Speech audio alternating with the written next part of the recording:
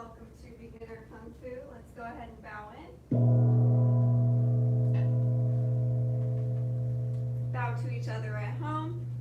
75 jumping jacks. Begin.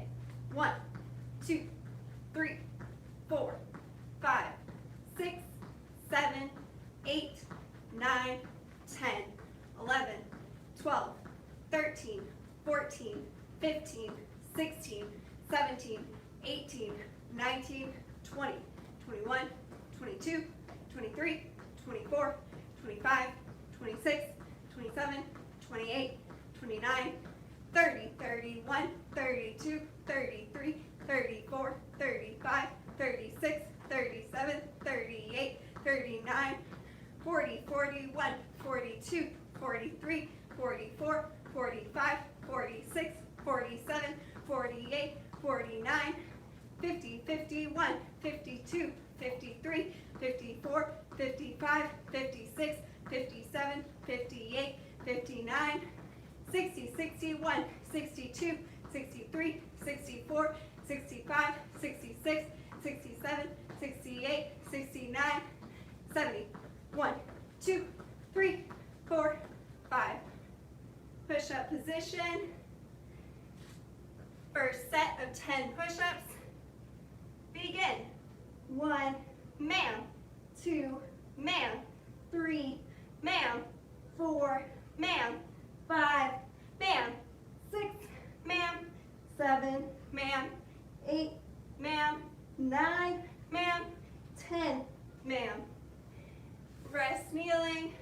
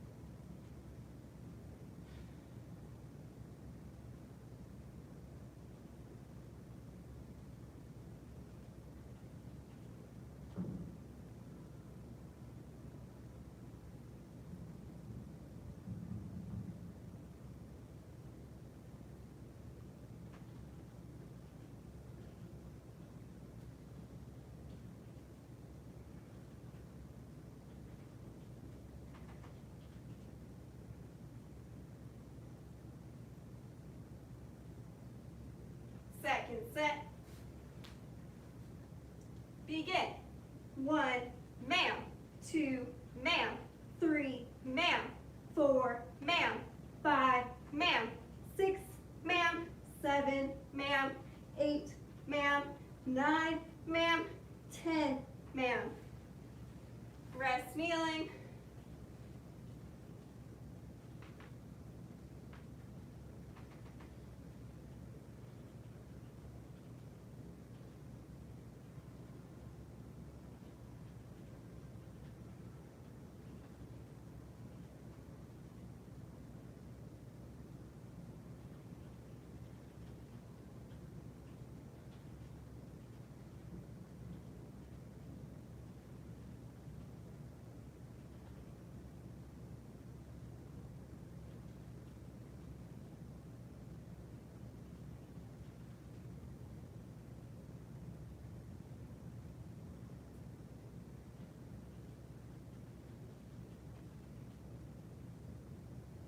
Last set. Begin. 1, ma'am. 2, ma'am. 3, ma'am. 4, ma'am. 5, ma'am. 6, ma'am. 7, ma'am. 8, ma'am. 9, ma'am. 10, ma'am. On your back for bicycle crunches. First set of 25. Begin. 1, ma'am. 2, ma'am. 3, ma'am. 4, ma'am. 5, ma'am. 6, 7, ma'am. 8, ma'am.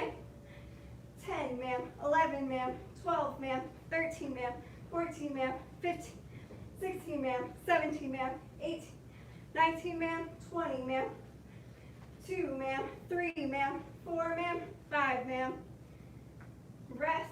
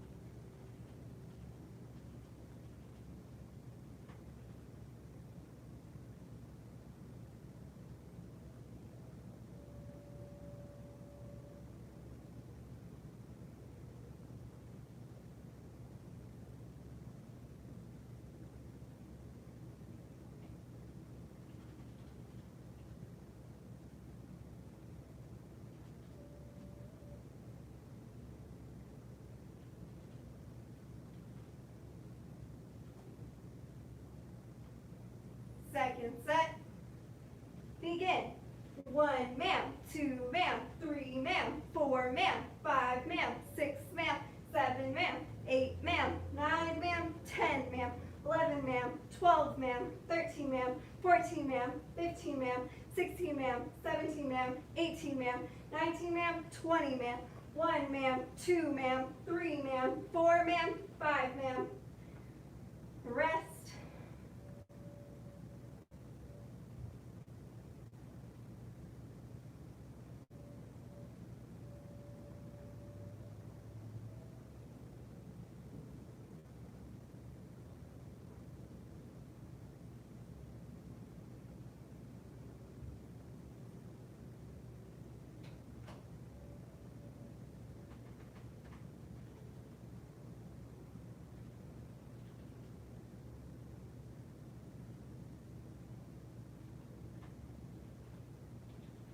Last set. Begin. 1, ma'am, 2, ma'am, 3, ma'am, 4, ma'am, 5, ma'am, 6, ma'am, 7, ma'am, 8, ma'am, 9, ma'am, 10, ma'am, 11, ma'am, 12, ma'am, 13, ma'am, 14, ma'am, 15, ma'am, 16, ma'am, 17, ma'am, 18, ma'am, 19, ma'am, 20, ma'am, 1, ma'am, 2, ma'am, 3, ma'am, 4, ma'am, 5, ma'am. Sit up. Feet straight out in front. Reach up. Bend forward, touch your toes. 1, ma'am, 2, ma'am, 3, ma'am, 4, ma'am, 5, ma'am, 6, ma'am, 7, ma'am, 8, ma'am, 9, ma'am, 10, ma'am, 11, ma'am, 12, ma'am, 13, ma'am, 14, ma'am, 15, ma'am, 16, ma'am, 17, ma'am, 18, ma'am, 19, ma'am, 20, ma'am. Bend one leg in. Reach up. Bend forward, touch your toes. 1, ma'am, 2, ma'am, 3, ma'am, 4, ma'am, 5, ma'am, 6, ma'am, 7, ma'am, 8, ma'am, 9, ma'am, 10, ma'am, 11, ma'am, 12, ma'am, 13, ma'am, 14, ma'am, 15, ma'am, 16, ma'am, 17, ma'am, 18, ma'am, 19, ma'am, 20, ma'am. Switch sides. Reach up. Bend forward, touch your toes. 1, ma'am, 2, ma'am, 3, ma'am, 4, ma'am, 5, ma'am, 6, ma'am, 7, ma'am, 8, ma'am, 9, ma'am, 10, ma'am, 11, ma'am, 12, ma'am, 13, ma'am, 14, ma'am, 15, ma'am, 16, ma'am, 17, ma'am, 18, ma'am, 19, ma'am, 20, ma'am. Bottom of the feet together. Flap your crane wings.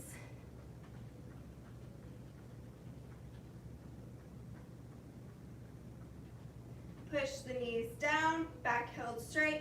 Bend forward, touch your nose to your toes or as low as you can go. 1, ma'am, 2, ma'am, 3, ma'am, 4, ma'am, 5, ma'am, 6, ma'am, 7, ma'am, 8, ma'am, 9, ma'am, 10, ma'am, 11, ma'am, 12, ma'am, 13, ma'am, 14, ma'am, 15, ma'am, 16, ma'am, 17, ma'am, 18, ma'am, 19, ma'am, 20, ma'am. Feet wide apart. Lift yourself up and turn to your right.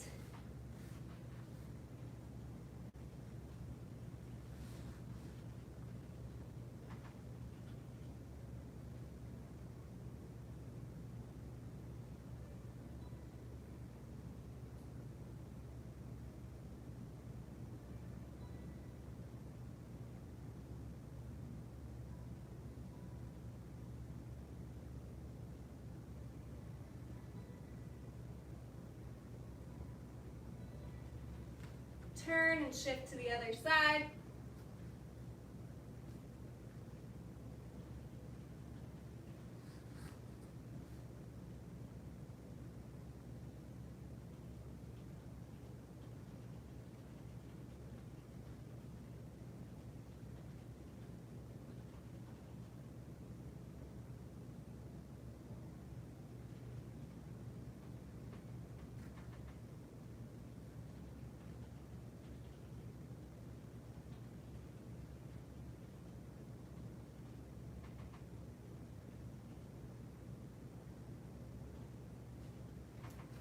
Back to center, a seated angle, legs wide apart.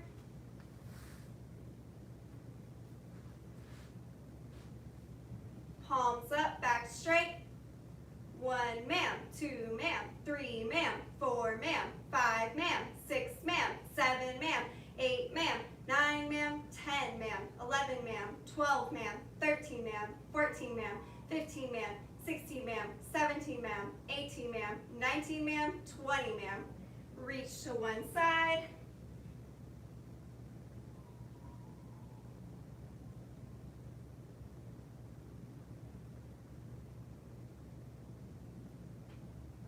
Reach to the other side.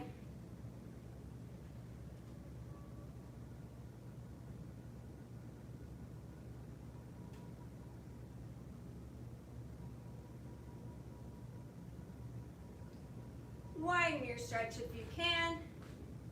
Reach to both sides.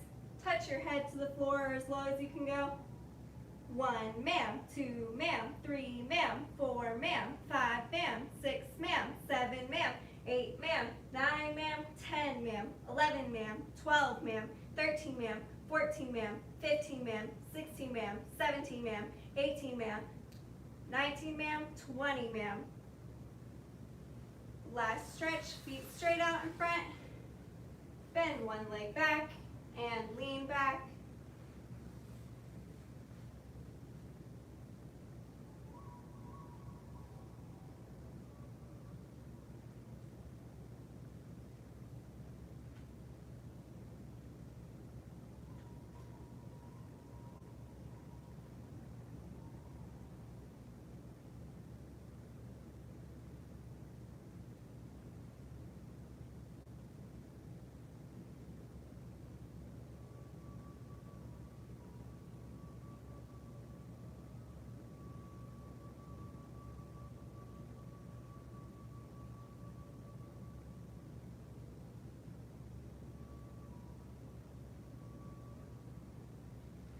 Switch sides.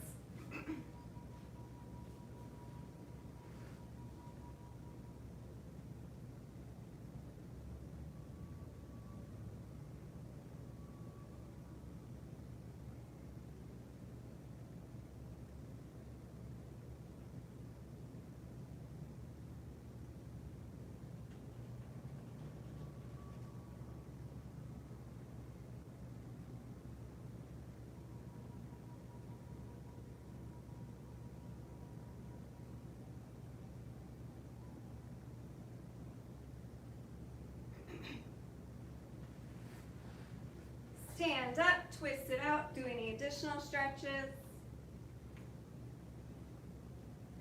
Now today, before we get started, I want to talk about two important components or parts of our Kung Fu. So the first one is our sequence. That just means the order that we go in. So we've already learned our whole crane sequence. We've already learned all the moves that we do and the order that they go in.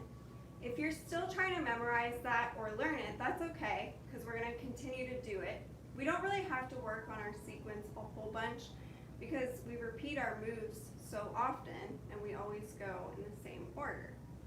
So that one's pretty easy to get. The second one that I want to talk about is accurate form.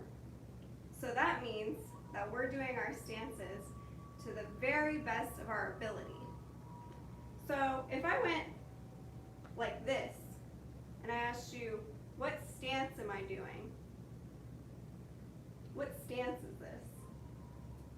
It's not a stance, it's just standing weird, right? Some of you might have thought it's a cross stance because I cross behind with one of my feet.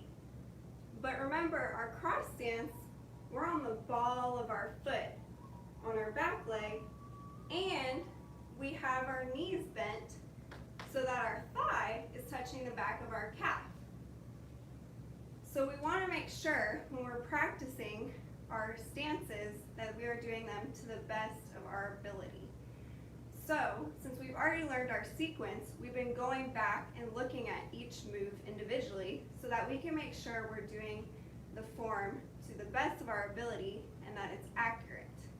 So we're going to continue to do that today, but before we look at our next couple of moves in detail, we're just going to run through all of our crane stances.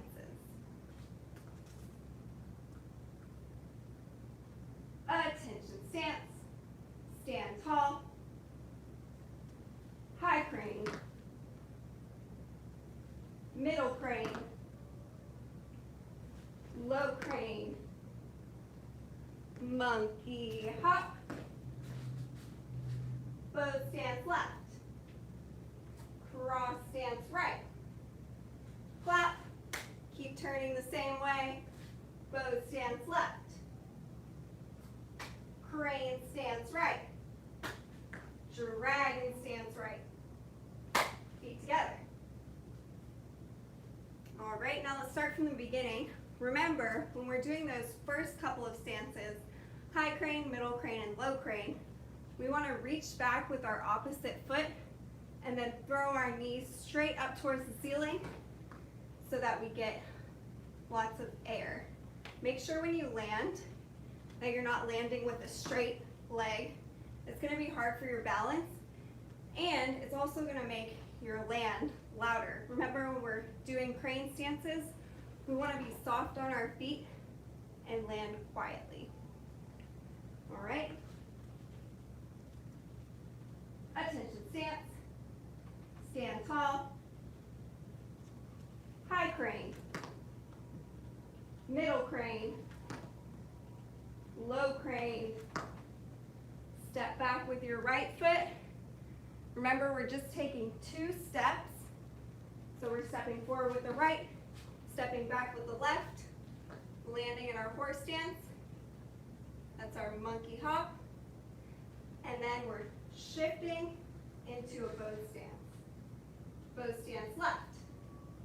In our bow stance, you want to make sure you have your left hand a little bit higher than your right hand.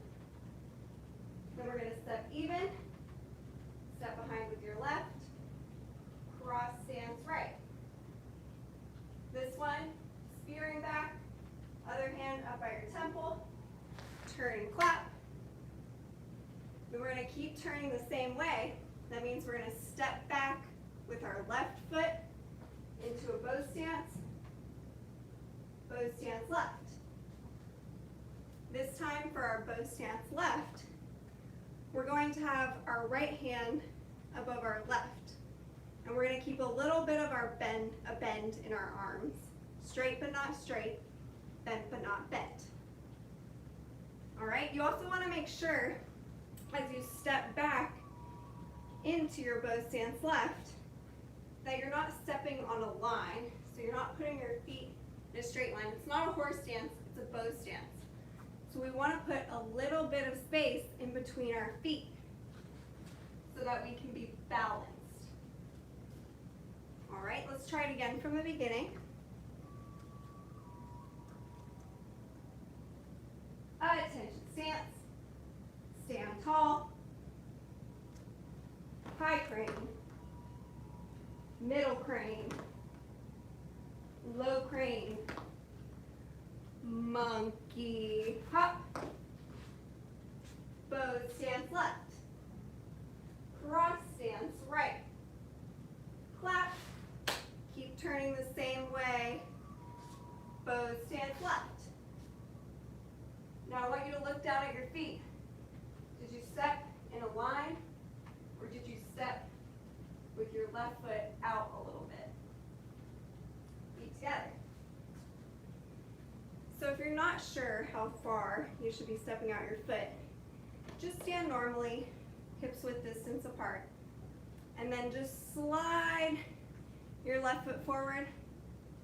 That's about the distance that your feet should be away from each other when you're doing your bow stance.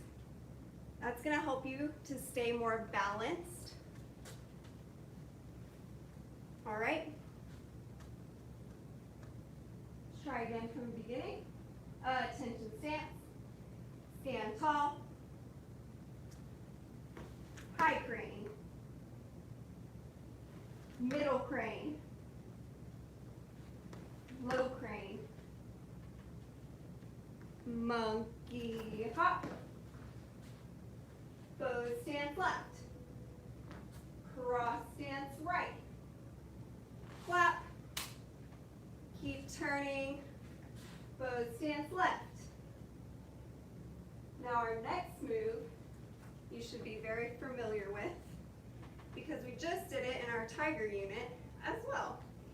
It's our crane stance right.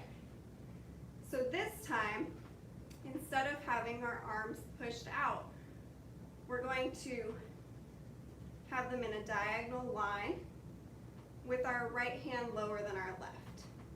So kind of like you're pulling a piece of taffy or a piece of gum, pizza dough, any visual you want, like you're pulling it apart. And remember, you want to have your right knee lifted up high to help you stay balanced and keep a little bit of a bend in your left leg. Feet together. Also, if you still feel like you're wobbling a lot, try to find a point that's not moving and look at that when you're doing your crane stance. All right? Let's run that one more time before we move on to our blocks. Attention stance, stand tall, high crane, middle crane, low crane, monkey hop, bow stance left, cross stance right, clap, keep turning the same way, bow stance left, crane stance right, feet together. Very good. Now we're going to look at our blocks. We've learned 3 blocks so far. Our crane high block, our crane inside block, and our crane outside block.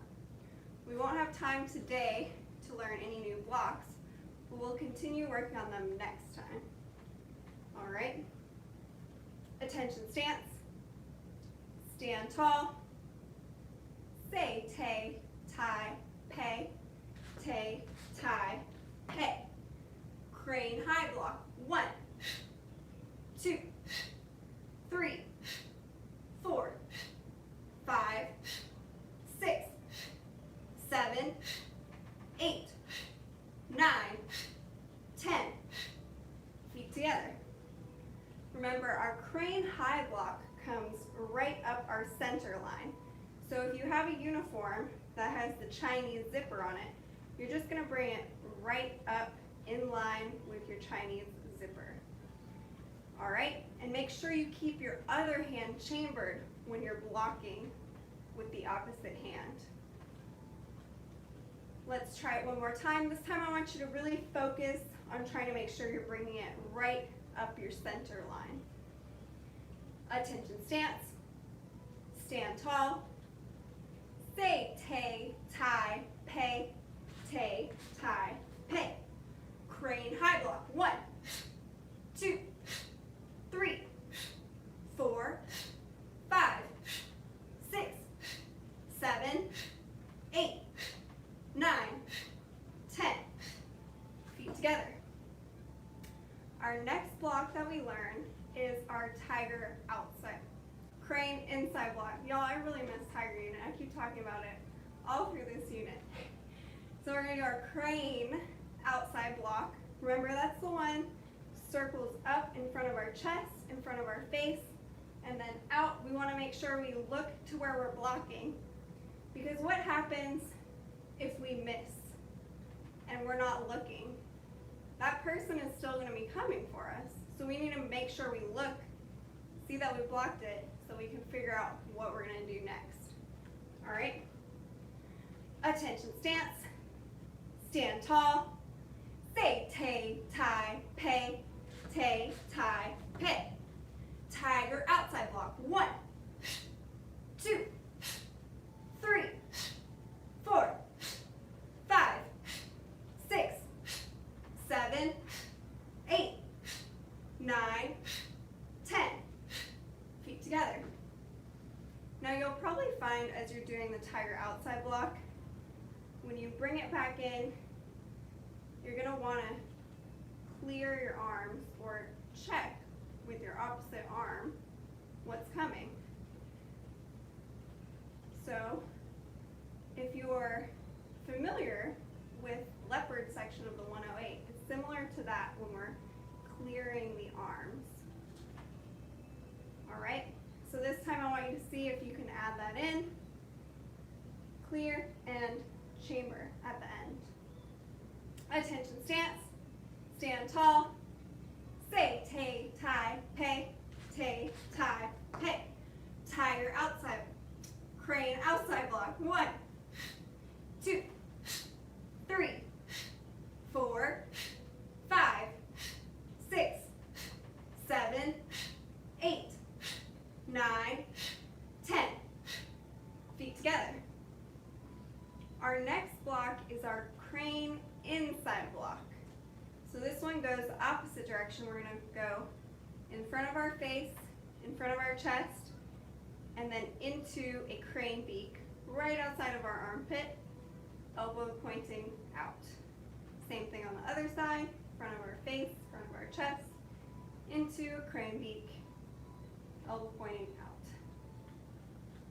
Attention stance, stand tall, say tay, tie, pay, tay, tie, pay. Tiger, crane inside block, 1, 2, 3, 4, 5, 6, 7, 8, 9, 10. Feet together. All right, that is all the time that we have for basic training today. Let's go ahead and bow out.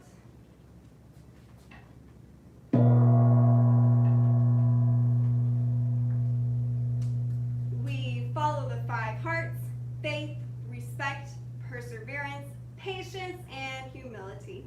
Bow to each other at home. Great job, basic training. If you are staying for Black Sash training, go ahead, grab a drink of water. We're going to continue working on crane section of the 108.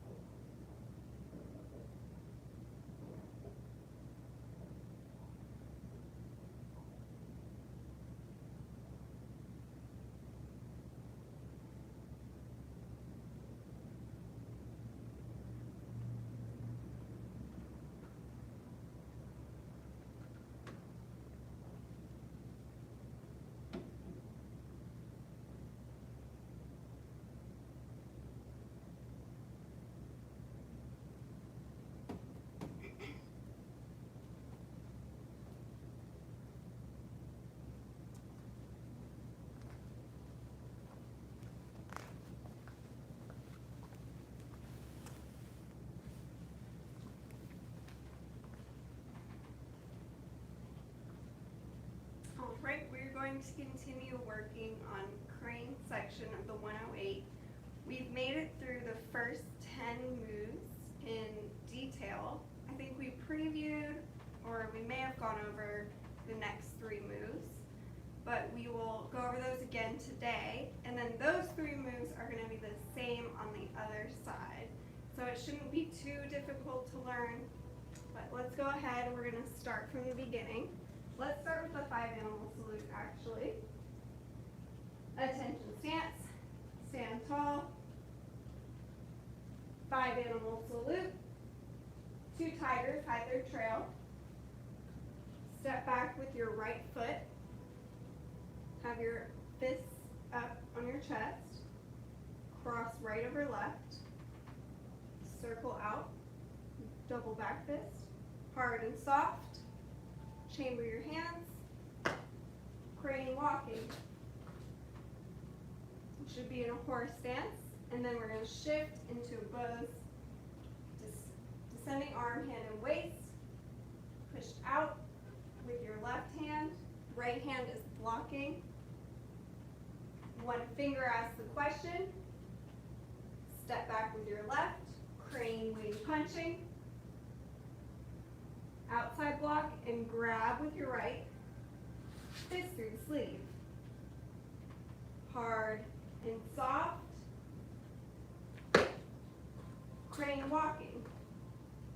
Remember, you should be in a horse, and then we're going to shift into a bows, descending arm, hand, and waist. One finger asks the question, step back with your right, crane wing punching, outside block and grab with your left, fist through the sleeve, feet together. All right, let's review that 2 more times before we take a look at our new moves. So we'll just start from the end of return horse to stable. This is the end of tiger section. Hard and soft, crane walking, descending arm, hand, and waist, step back with your left, oops, sorry, one finger asks the question, now step back with your left, crane wing punching, outside block and grab with your right, fist through the sleeve, hard and soft, crane walking, descending arm, hand, and waist. Now you should be pushing out with your right, blocking with your left. One finger asks the question, step back with your right, crane wing punching, outside block and grab, fist through the sleeve, feet together. One last time together.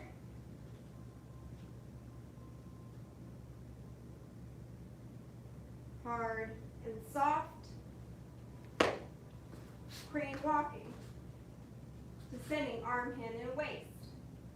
One finger asks the question, crane wing punching, fist through the sleeve, hard and soft, crane walking, descending arm, hand, and waist. One finger asks the question, crane wing punching, fist through the sleeve. Now these are our new moves. We're going to inside block with our right hand as we step in with our right, peck out with our left hand, a crane pecking. Then we're going to set our right foot down, inside block with our left, step forward into a left cat stance, peck out with your right, revive the crane. Set your left foot down, pick up your right knee, flying crane. This time our hands are in crane wings, and feet together. All right, I want you to go ahead, try that on your own 2 or 3 times, and then we'll look more at our new moves.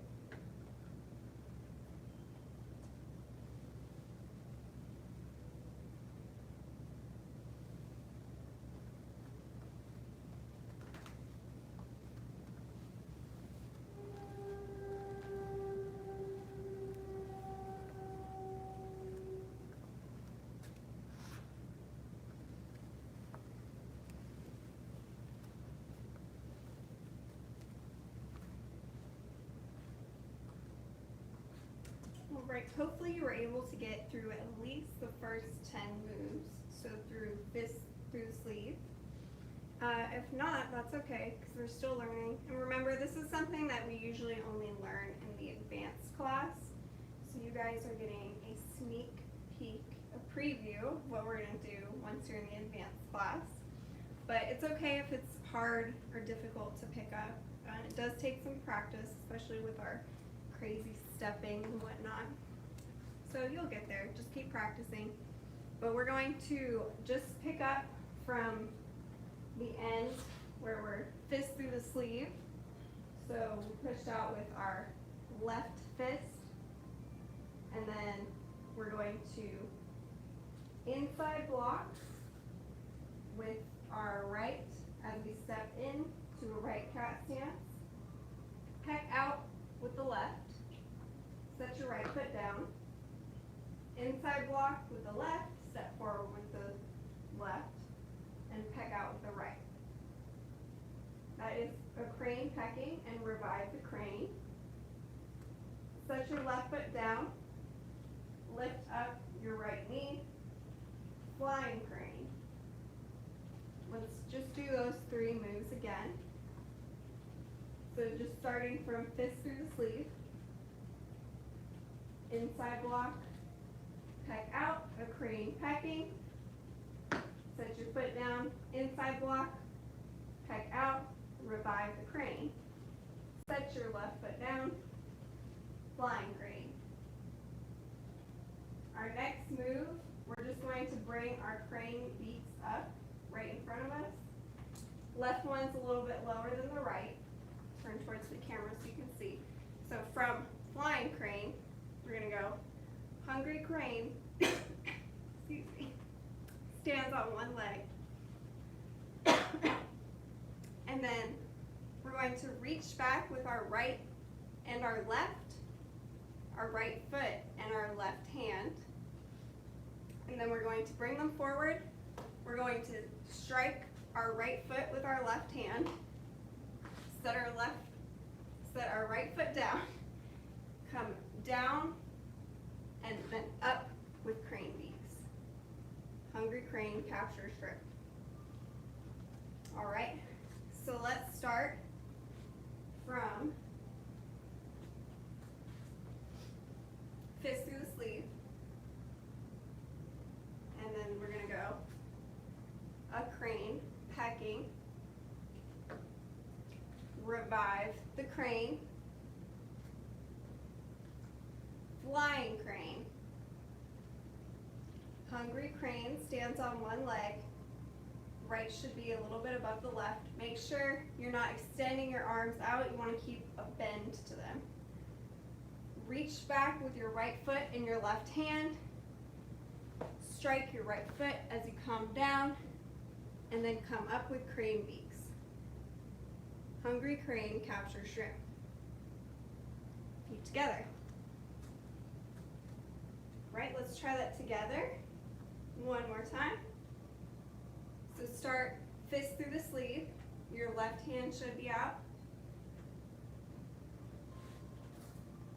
A crane, pecking. Revive the crane. Flying crane. Right knee should be up. Reach back with your right foot and your left hand.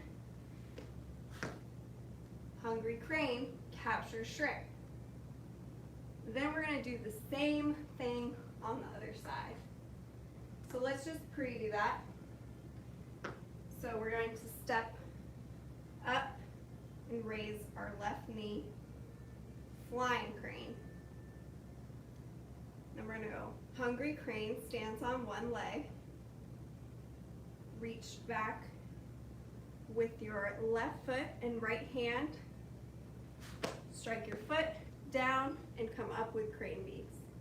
Hungry crane, capture shrimp. Feet together. All right, that's all the time that we have for our black sash training today. Let's go ahead and do our life skill. The path of self-mastery requires a creative spirit. A creative spirit has no self-doubt. The path of self-mastery requires a creative spirit. A creative spirit has no self-doubt. The path of self-mastery requires a creative spirit. A creative spirit has no self-doubt. Feet together.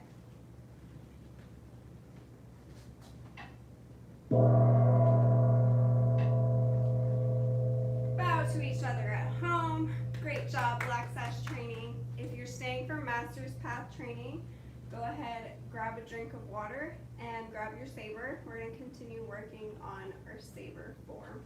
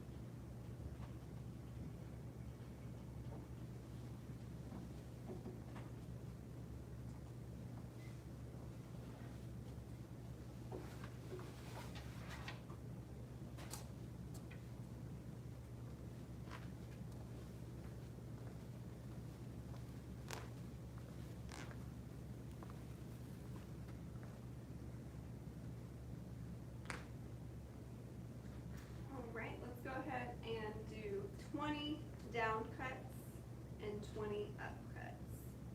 So if you have your saber in your right hand, make sure you have your right foot forward and cut diagonally across.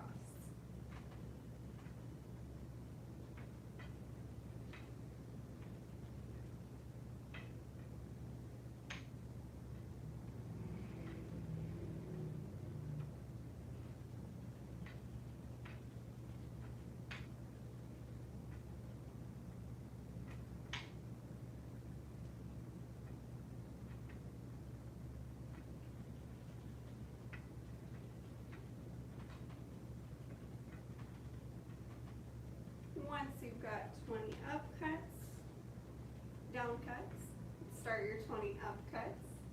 So that's going to come from your hip up to your opposite shoulder. Same thing on the other side.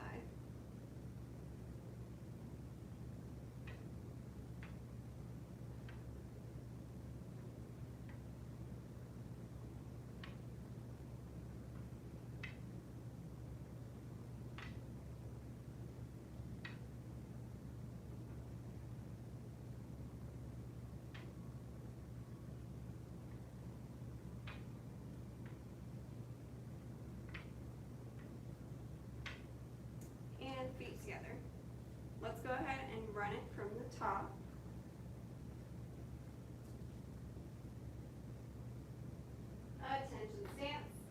Stand tall. 1, 2, 3, 4, 5, 6, 7, 8. Pull back and press. 1, 2. Step back, block up. Pivot your left foot out. Step forward with your right. 2. We're going to monkey hop underneath.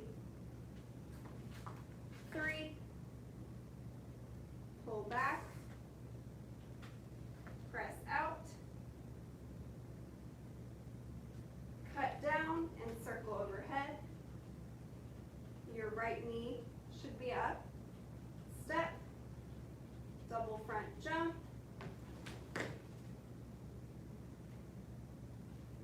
Turn and pivot. Step. Double front jump. We're going to skip forward. 1, 2, on 3, we're going to cut out and press down. Feet together. I believe that's as far as we've made it. So let's go ahead and run it 2 more times together.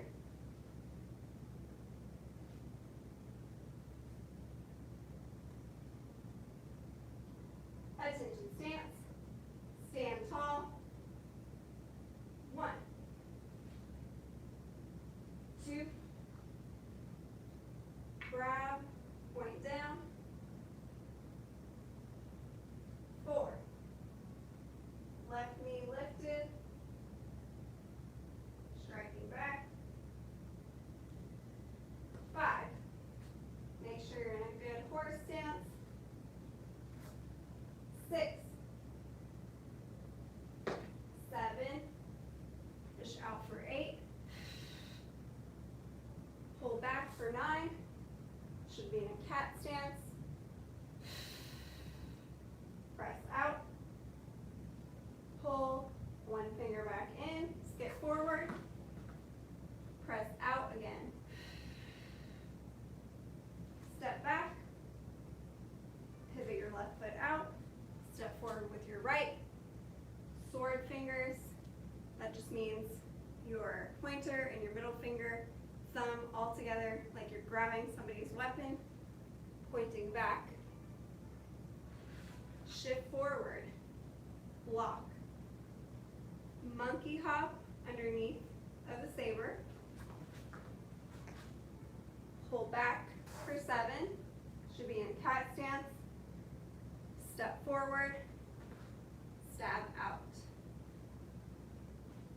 We're going to cut from our left down to our right.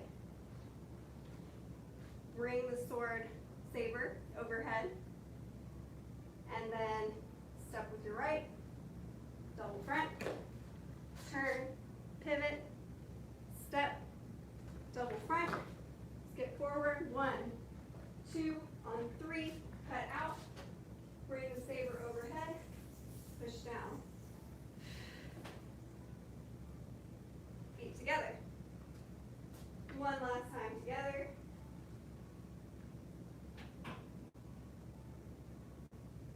Attention stance. Stand tall. 1, 2, 3, 4, 5, 6, 7, 8, pull back, 9, and 10. Skip forward, 1, 2, 3, 4, 5, monkey hop,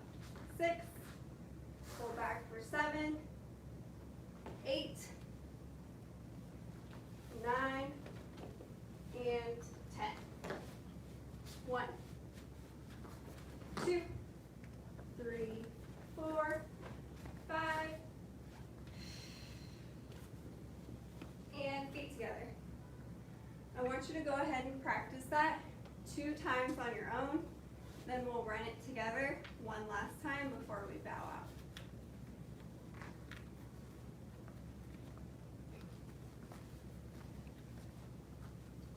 Not now. Wait, you're fine. I saw 4, but then I was like, Oh, when I got onto it, it said, oh, I don't know. Yeah, it's running now. I'm watching now. I mean, I don't know, because I have lots of tabs. And so I got into, I was doing work, so.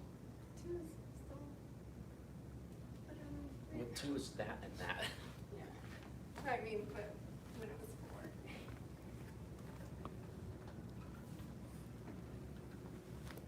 Yeah, there's not one live right now. It's just that I've been, but you can watch it later.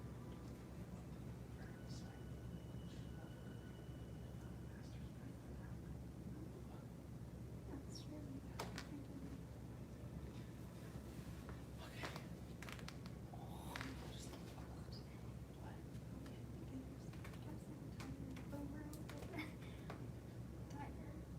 For the blocks.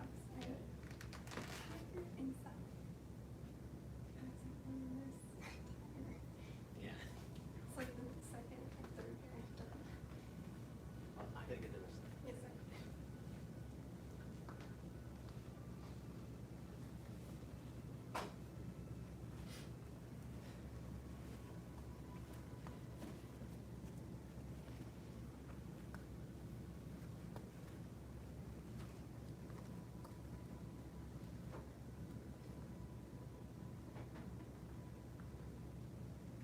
Alright, were you able to run the whole thing 2 times? Even if you weren't able to make it through the entire thing, it's always good to practice what you know and try to figure out what comes next. So try to fill in the gaps. And give yourself a minute or 2 to try to figure that out before you go straight back to, let me rewind the video and just see what she was doing. Try to give yourself the opportunity to figure out what's coming next. That's going to help you to learn the sequence, remember that's the order, better. So let's run it together one last time.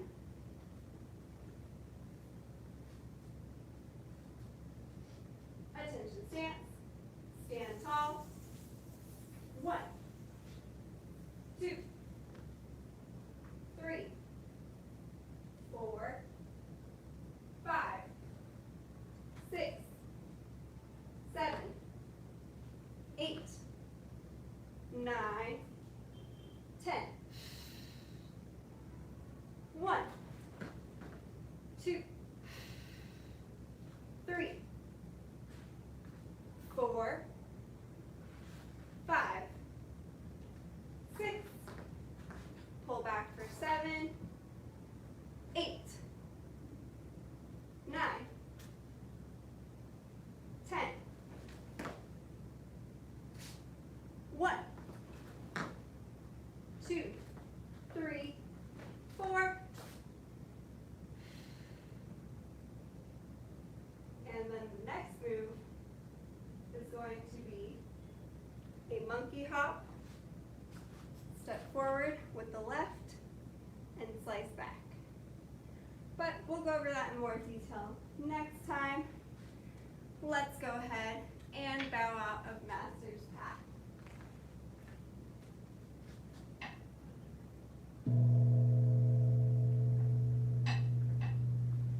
Bow to each other at home. Great job, Master's Path.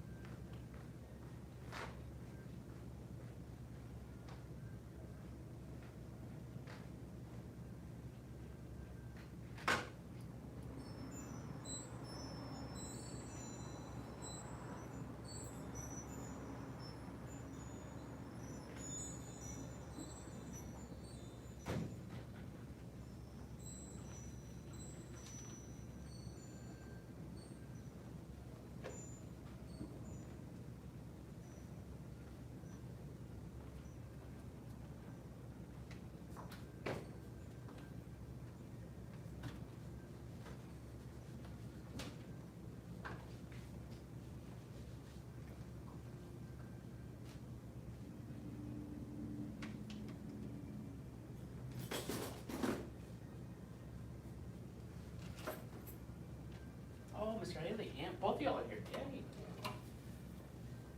Let me get my sash. It sure looks like it's gonna rain, but apparently it's not gonna rain. It's getting really dark out. It says overcast. This on every weather app I have says overcast. It's sprinkled a little on my drive in from the Andrew. No.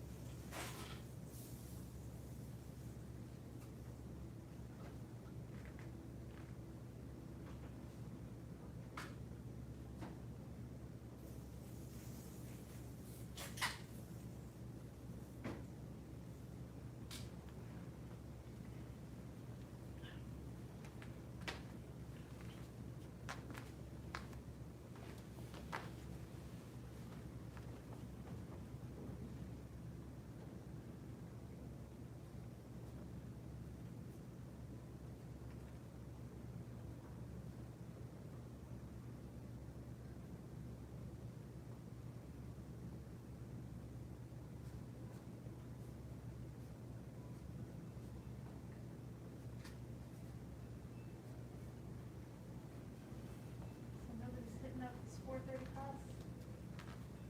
Well, the family, since we're live, I'm not gonna say their name, family that comes to all the classes, you know what I'm talking about? Yes, I do. Yeah. So, they're out of town till the end of June. They're usually, okay. Yeah, otherwise, They're consistent, they're very consistent. yeah, they're very consistent, so, yeah, so if you wanted to get an extra Awesome. workout I in, mean, yeah, maybe next week. I mean, yeah, it'd totally throw off of Miss Kelly. Well, actually, she had all these wonderful things planned, for this week, and then, cause she's, when you're a new instructor, you're always planning, like, you have to spend a lot of time planning what you're gonna do. Until you do a couple thousand classes, and you're like, second nature. I don't need to plan. You need to plan to do your job. Do you need to plan to do your job? Maybe a project or something special. Not an everyday. Yeah, like we do a graduation, we have to like, there's a system to check it as a checklist, you know, but for teaching a class. Yeah, Andrew got a kick out at Little Dragons. That was him watching, so he was laughing up a storm. And he was the only one Uh-huh. watching the Little Yeah. Dragons. He was the only one? Yeah. Yeah. I think next week will be different. I think we might need some additions to next week's class. Oh, I was gonna put this on. Well, the weather's not too bad, as long as we don't have hecklers, or what do you call them? Gawkers. Gawkers? Yeah. Yeah, like, you know, it's a newscast and someone decides to dance in the background because they have their camera. Let a little bit of natural light in. I mean, we don't want light, we don't want backlit, right? It's not good to be backlit, but it's not, it's cloudy. It's good to have that kind of light. Well, I'll also wait for a second, let Miss Kelly go, and then we'll start. Who's at home? Is anyone there at home? Are you gonna text me and see if it comes up? No one's at home watching yet. We can do whatever we want.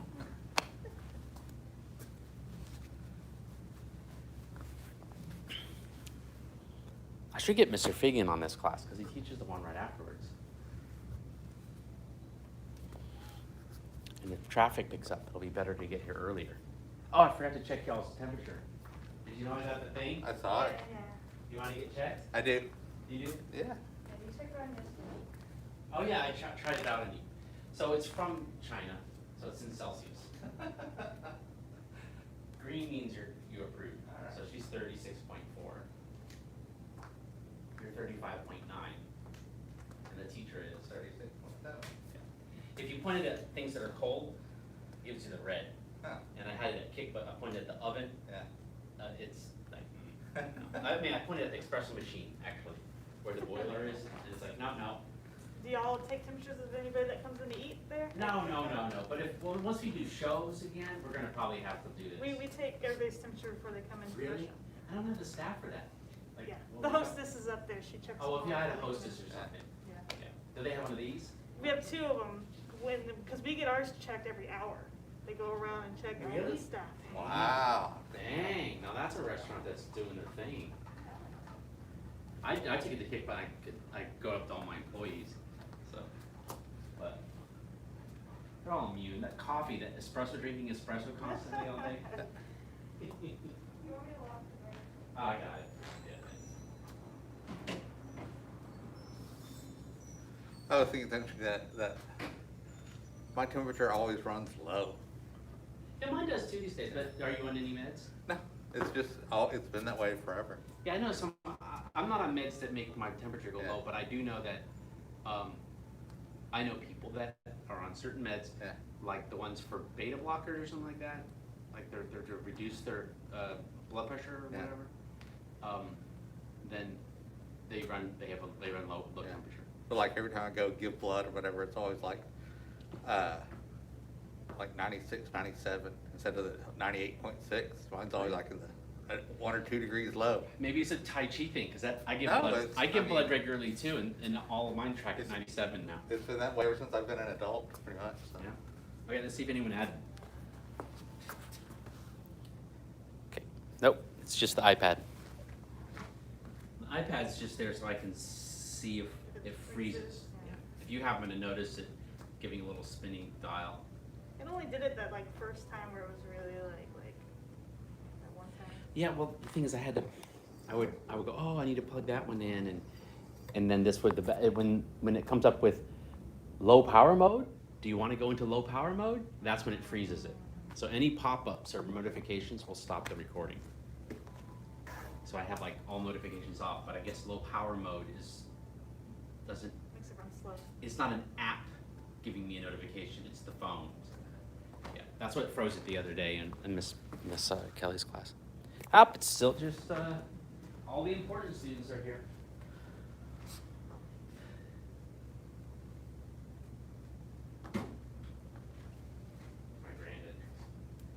My grand entrance, Mr. Hogan. Mr. Hogan's been editing all these morning.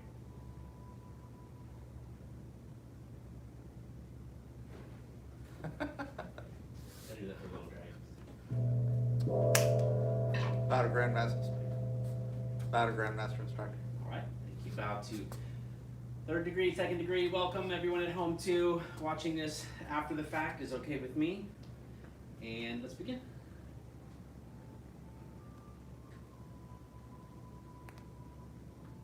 Yeah, there's a slight delay. We're just now bowing in on the recording.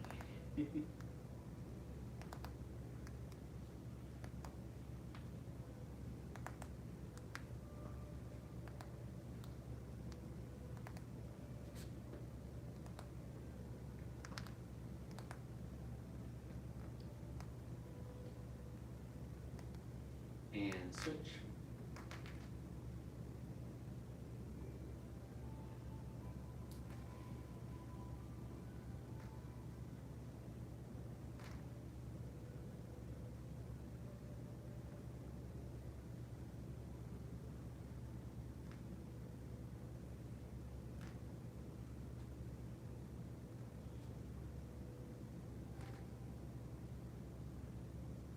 Okay, and inside.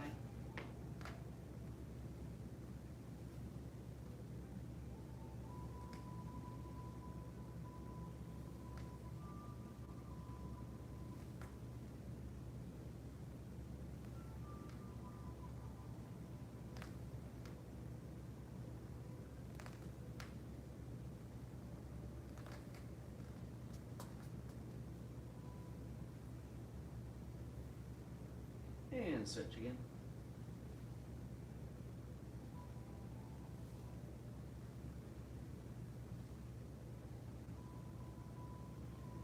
I'm curious who will watch this someday. Like, will actually watch these in the future. I mean, they're good for when somebody first gets in the class. and Yeah. wants to see. I always think like videos are helpful at a certain stage, but really it's all about the whole thing. It's like, maybe if we do an analogy with restaurants, it's still the same instruction, like at the restaurant, you can take the food home. You don't get the full experience, but except for it's just like if you're only there for the food, you could just take it all to go. But it's nice to have the whole experience.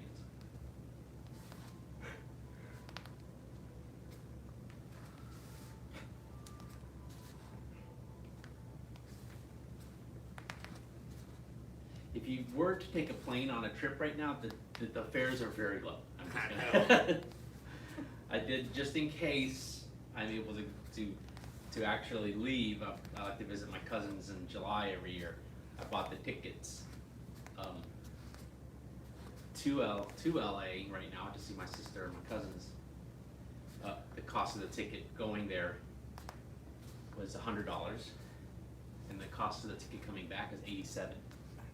Yeah. And Southwest lets you cancel and keep and apply the funds. So if something happens that I can't go, then you go. Switch.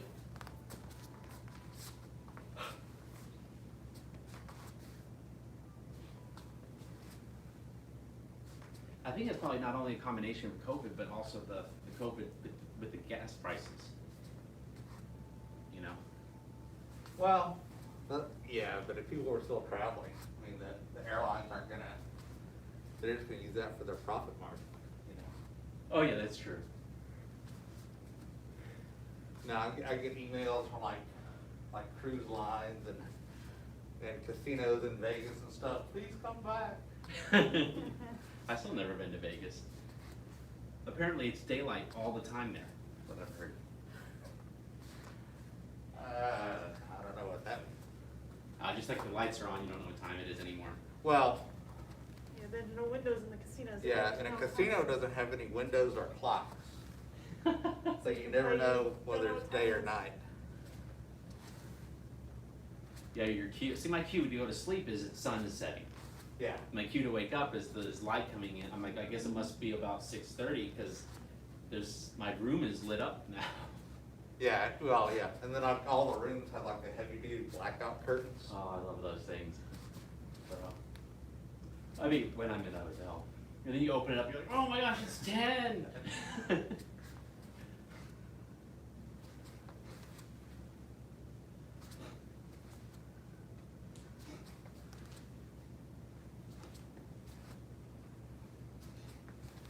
Well, it's fun getting to do class with you guys. Switch. So many weeks of just talking to a piece of glass on a modern piece of technology. The glass is the lens, of course. But now when I watch the news, not the news, I'm going to bring up the news. I mean, I guess it's the news, but I meant to point out that sometimes like if it's a show with just a person and no guests, I'm like, wow, they are also just talking to a camera the whole time. They don't see me, but they're talking to me as if they're having a conversation with me, but they're not. Yeah. Like the late night talk. Yeah, the talk shows. Yeah. Late night talk shows, I like to watch Jim Cramer. That's what I was thinking of Ah. when I see him, because he only has a studio audience and call-ins, but there's not a person that shows up in. Yeah, but no, actually, just like the talk shows too. Yeah. Yeah. Although I like Bill Maher's the best because he throws in a fake audience Yeah. during his opening. Yeah. I don't like that at all. Oh, I like it better that because sounds it's like weird. the jokes don't fall flat. Yeah. I'm like, you get they laugh at the appropriate time.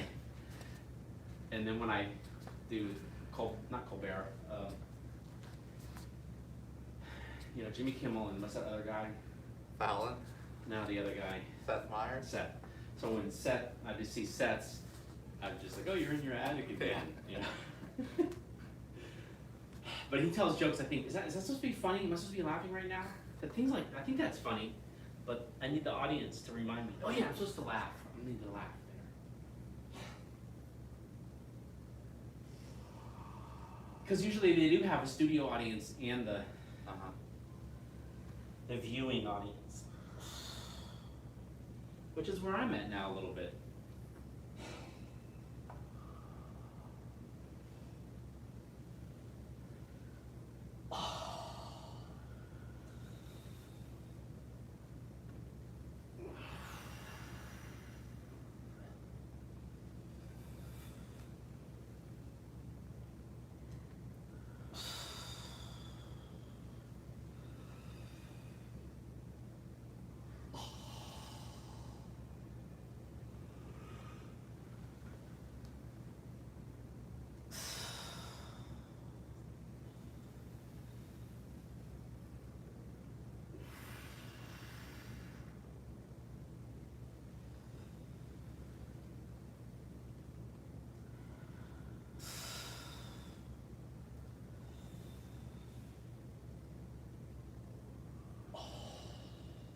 And release.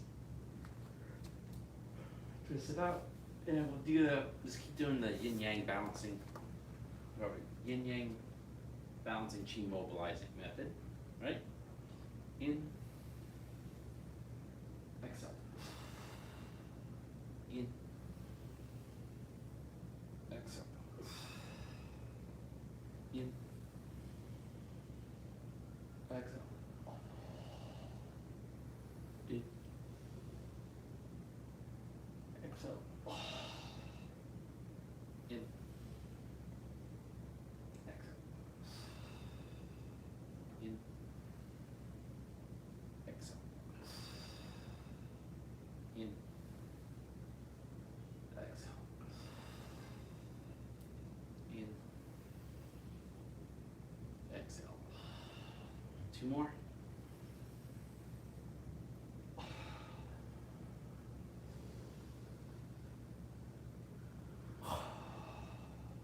All right. All right. So, you want to try reviewing from the dragon on the ground again? Okay. Get that part down. So, for those watching this as a recording later, this video, the last few, I've had live students, and we've been able to work on what we're working on in class, which is still typically the most recent moves we've learned. So we're still been reviewing those moves, so we'll be doing similar to what we did the last two videos, but you know, each time we review, we're reviewing in less detail in some ways because we've already covered some of the major things going on. So if this ends up feeling like it's too fast for you, it's quite possible that the last recording in the playlist, the one before it and the one before, we broke it down more, okay? But here we are. Please try to follow along the best you can. So we're gonna go from dragon on the ground, and just like I said in the last few classes, we're not going all the way down with our butt almost to the floor on the first round. Let's warm up a little bit still, some more. We're here. The left palm is, oh sorry, the fists are, the hands are in fists, and you're opening the fists into, or opening the hands so they're not fists anymore, and bringing the foot in, and step, monkey hop, strike with that, swing in, it's a cat stance kind of thing, left palm up, swing out, the left foot comes forward, and the left hand turns over. Then you swing back, and swing forward, and this makes 5. From here, swing up, switch the feet right, left, the right hand comes onto the hip, the left hand releases and slides out, and that starts our count of 1, okay? And we turn and the right foot comes forward. The right hand stays in the same position. Then go back, the right foot goes back, and the left foot cat stance. And then forward, and that's the right foot forward. And then back. All right, that's 5. Then we take a big circle with both hands, step to the right, X in, and chop and kick. Swing the right foot up again, and X the hands, and chop and kick. Keep the foot up. If you have to set it down for a second, that's okay. And flash the back, and then step the foot down, right, left, crossing the hands, sink, and open.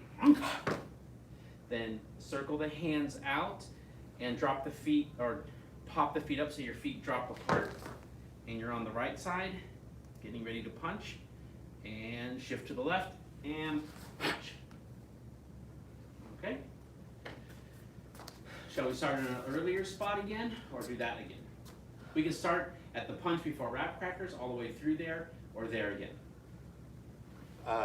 That one more time and then. Cool. Let's do it one more time as requested. Try to do about the same pace here. Open the hands, bring the foot in, and step. Pull it in, and forward, and 3, and 4, and 5. And switch it. That's 1. Bring the right foot forward. 2, 3, 4, and 5.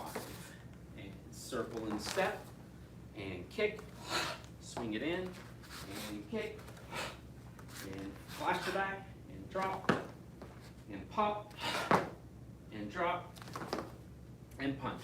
All right? So let's start a little bit earlier from that will be in the exact same position we just ended in, but not to confuse things, I decided to let's not start immediately. Okay, so I imagine some people would follow this with the volume off. Just, hey, I need to copy, I don't need to hear the instruction. That's normal. Okay, so I'm just scooting a little bit this way. We're gonna start from that punch. We have 5 wrap crackers, that double punch thing, that slant flying thing, and then that punch down thing, and then the pop up punch thing, then dragon on the ground, and the rest. Got it? Did you follow all that? Okay, just follow along. Here we go. From the punch.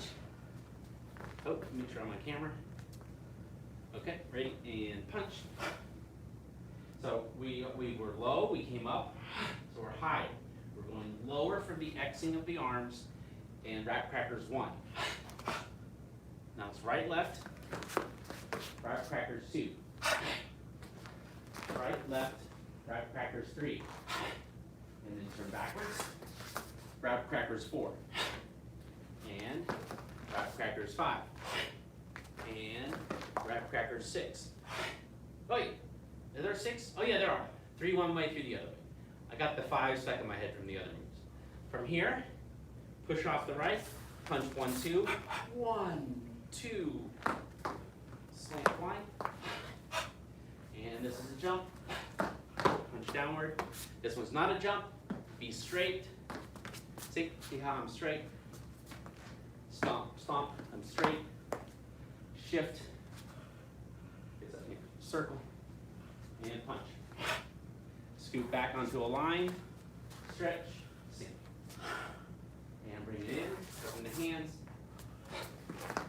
1, 2, 3, 4, 5, 1. Right foot forward, 2, 3, right foot forward, yeah, right foot forward, 4, right foot goes back, 5, 7, circle, kick, turn, kick, pick it up, drop, drop, drop, punch. Right? So, depending on how much you practice so far, you may still find those 5 cloud hands one way, 5 cloud hands the other way to get the feet mixed up. Is that true?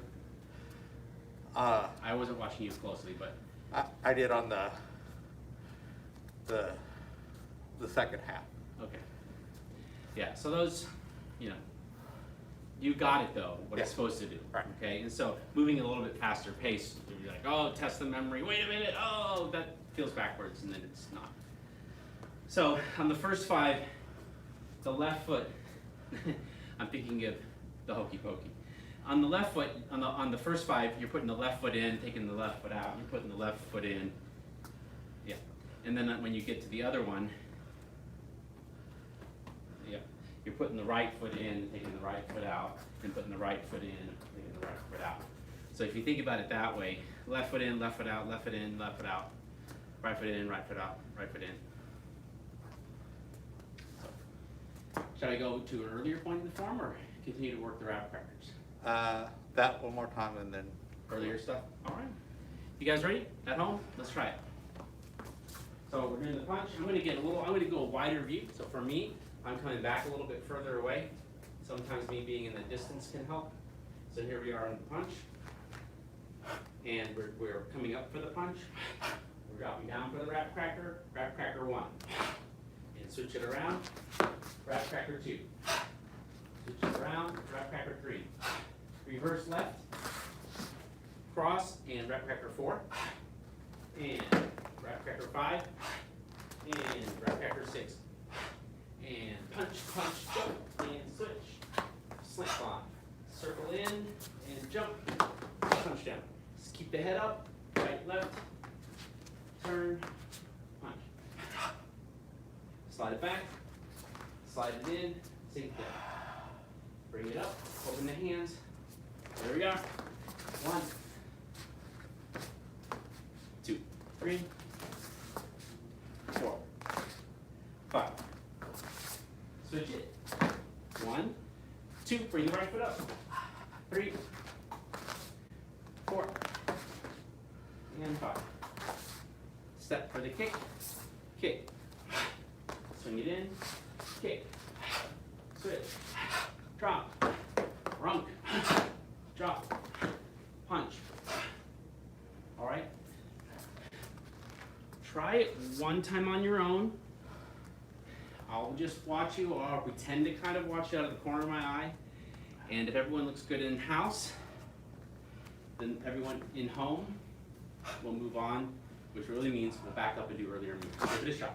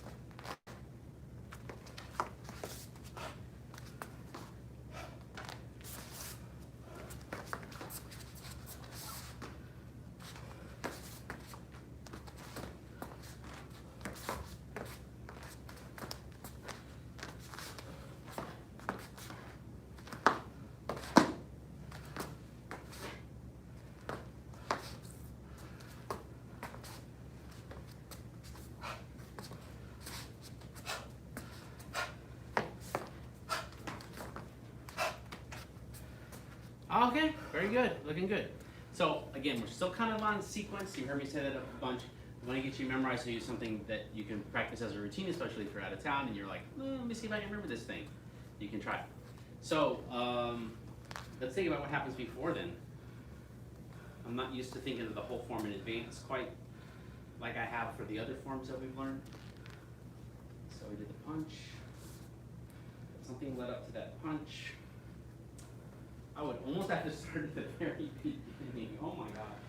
Because I have the Chen band form in my head, and so the map of it on the floor is happening in my head, and also the map of this form. So we did that last punch there.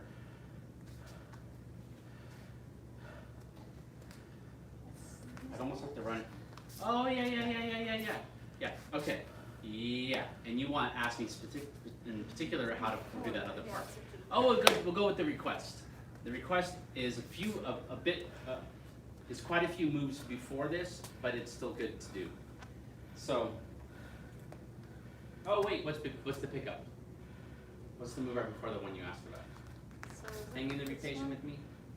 Okay, yeah. And then, because it's Yeah, this cloud way, hands. and then this way, and then that's where I Okay, we're going from wipe the sleeve, okay? And then we're gonna slow it down and work on the transition between the cloud hands and the, I don't know the name of these guys. Okay, so here we are, way over here, and we did a punch, and we did wipe the sleeve here with the elbow. Okay, so we're going like this. First of all, just as a review, wipe the sleeve is a Kung Fu move and a Tai Chi move. In Tai Chi, sometimes the left hand is palm towards your right arm, sometimes it's palm away. On this one, it's palm away, just like in the Kung Fu training. It's wipe the sleeve, and that separates your body kind of like a bow and arrow would, and then the elbow comes in. But that, of course, is with your waist and your legs. But you can't see that with my back to you. So that's when I show you, you've come around, and you're wiping the sleeve, elbow, and then starting cloud hands. Although, on this side. Okay, so we've done a punch, and we wipe the sleeve and elbow. Cloud hands is easy. 1, 2. Now this one, as a review, because we've already done this a long time ago, the right foot steps back a little bit, okay? So that the left hand can come around.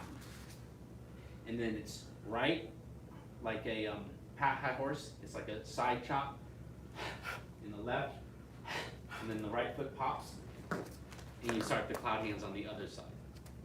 step behind 1, step behind 2. Okay, that's hard to do looking over your shoulder. So let's just go from the 2, okay? And if you want to just watch it once at home or watch it once here, it's fine. You snap the foot back, so you can go like this and go, and that happens fast, and this jump is fast, and there starts your first clap. And then it's both hands to the left, both hands to the right, both hands to the left, both hands to the right, left, right, bring the foot up with the right hand, the right foot, come up like you're going to touch in the move called lazy about tying your robe. But by the time you touch, you've already turned it over and wiped out one way, wiped out the other way, and settled in the middle. Okay, that one's hard to see. I'll do it towards the camera once, just as if you've come up to the front of the class to watch the moves. So, we've done cloud hands. I did the 2 pops, pop, pop. We jumped, right? And we did cloud hands 1, went around a space. We did cloud hands 1, cloud hands 2, and then that left goes, and see how that right one's coming up like you're gonna do the lazy about tying your robe, but instantly you're popping out right and left and settle. Okay, and I'll do that a little more smoothly so y'all can see it from that angle without instruction.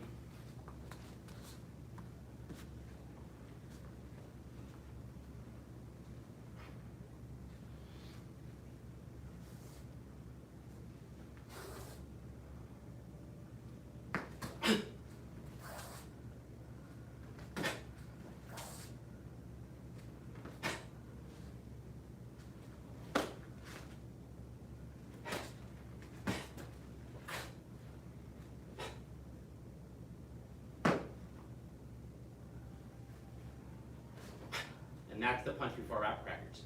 Although, if you're using the room or the camera angle as a guide, that'll mess you up unless you're familiar with what direction the form really goes. Okay, so everything I just did towards the camera, towards you, is actually done that way. All right, so let's do it that way. I'm gonna do the exact same moves again. We just did this last, we came and we did the pop, pop. We jumped, there goes the right hand, right foot. Both hands are going to your right. Both. They can both. Take the right one out. Yeah. Then both hands go to your left, step behind right. Both hands go to the right. Now they're going to follow each other. The left goes, the right goes, and when the right goes, it picks up the right foot along with it. It touches the left wrist, flips over, goes out to the right, goes out to the left, settles in the center. The going out to the left and going out to the right will cancel each other out when you move faster, right? You've learned this in Tai Chi just as a review. Sometimes you have to turn this way, and then you're going to turn that way. But if I turn that way before I'm done turning this way, you get the momentum of trying to turn left and right, but you don't visually see a lot of, you don't get to finish turning left and finish turning right. It creates like a spring, like how a coiled spring works, right? A spring that's twisting as opposed to a spring compressing. All right, again, and I'll move forward to the move afterwards if that helps. Sorry. But we're going into our fan form time. Is that okay? Okay, let's get this. It's important. So, wipe the sleeve. Boom. Behind. Behind. Now step back a little bit and behind. Here we go. Strike, strike. And that's usually not do super fast. There goes your hands to the right, hands to the left, hands to the right, and left goes, right goes, left goes, settle in the middle. Turn to the right, turn the right toes in as you turn back and flip the hand over. And then slide the left foot in. This looks like you're gonna do pat horse. It feels like you're gonna do whirling wind arms. You do neither. You step back, cat stance, twist, beak, palm up. Now open the hands, push up in front of you, turn, and the right hand's actually cocked up a little bit because it's like a right high block and a left strike, but they're both strikes. Then you whip it back again, flip it without turning. See how I'm still, well actually there is a turning to the right and a turning to the left, which have canceled each other out. So if we really wanted to get the dynamic down, we might spend a few weeks doing like this, turning this way, and then turning back, and then going. Okay, here, we could turn this way, turn back, and then go. But no, let's do that again, turn this way, it's all happening over here, and then go. It's all happening here, turn, turn. So we're actually creating that same dynamic of turn, turn, which ends up looking like you just did this. Because you turn so quickly, but you're using your legs and your waist to create it. Okay, well, the challenge is we kind of ended up jumping around to lead up to those moves. Do you watch the recordings later? You do? Sometimes. So, that's a lot of explanation for a varied section. Let's just go walk through it one more time so there's something you can practice at home, and you who are at home can go, oh, let me pause there, let me just try that all together. So, instead of doing the whole form from the beginning today, let's do that pickup from the wipe the sleeve to the end. Okay, so you have something cohesive to practice. All right, so here we are down here. We wipe the sleeve and elbow. And I'll be quiet.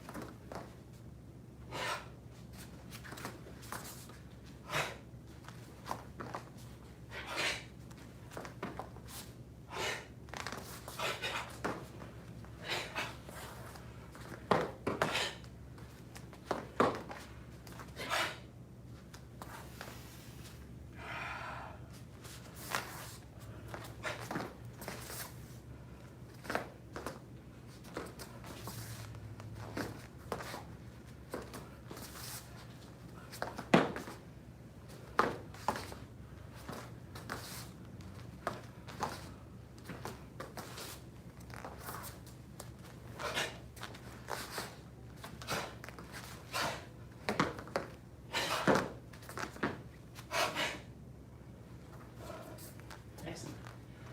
Whew, that's a lot of varied moves. So take a break, pause it if you're at home, and then pop on back and we'll work on fan form. Get your fan. Sorry.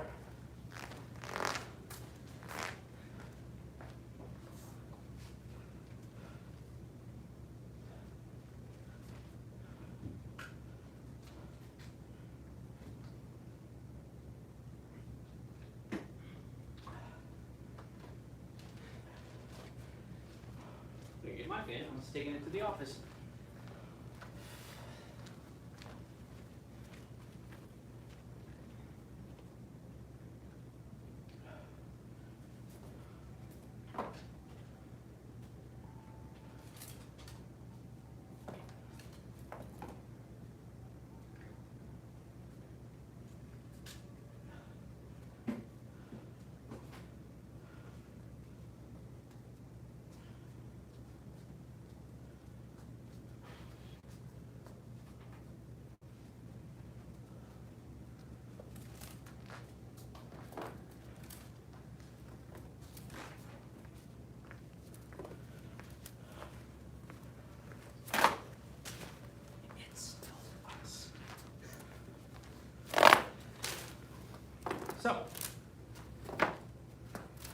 fan,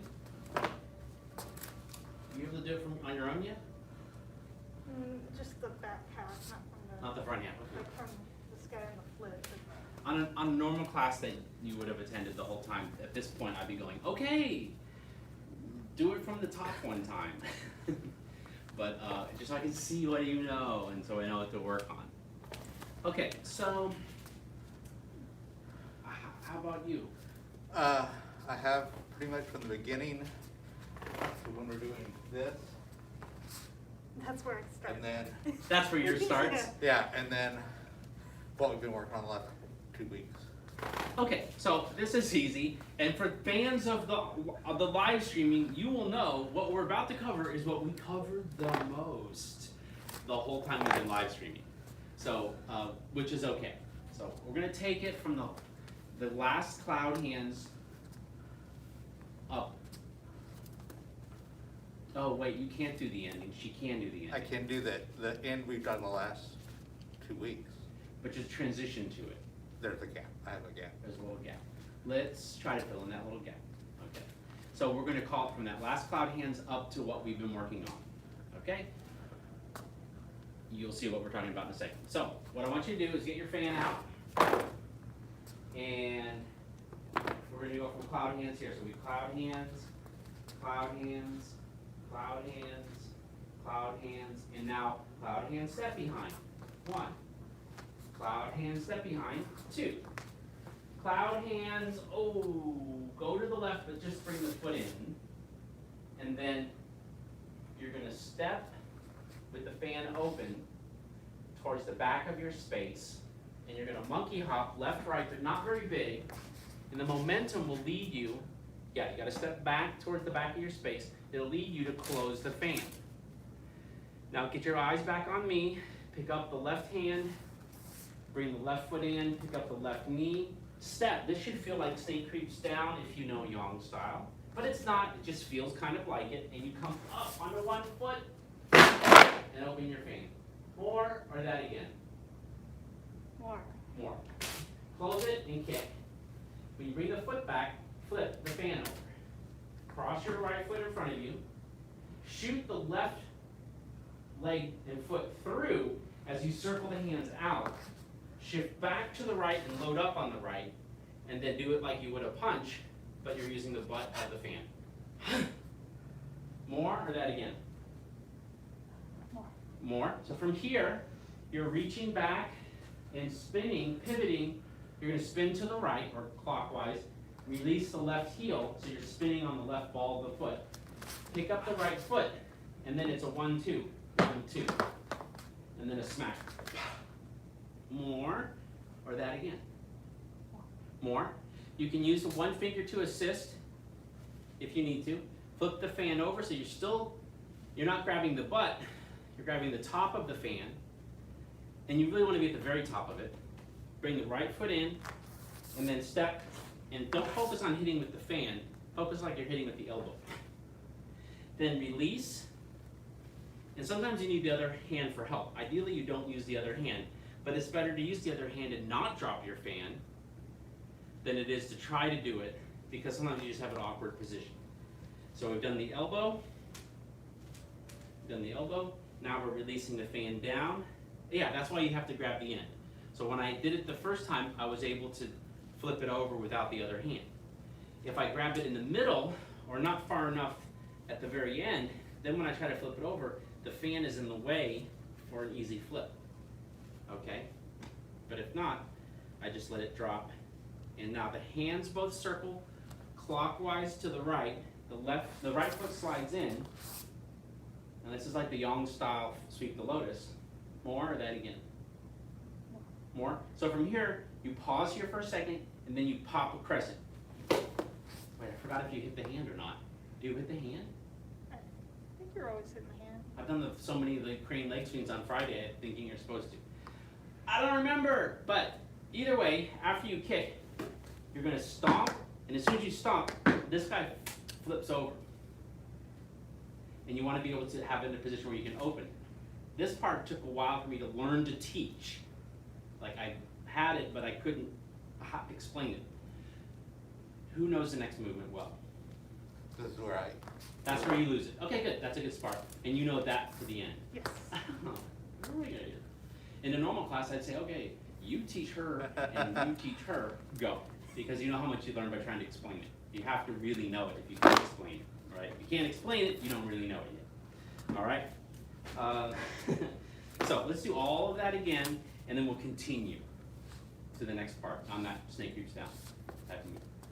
Does that work for you? Yes, Okay. sir. But I won't keep asking you more of that again. Okay. So we have cloud hands.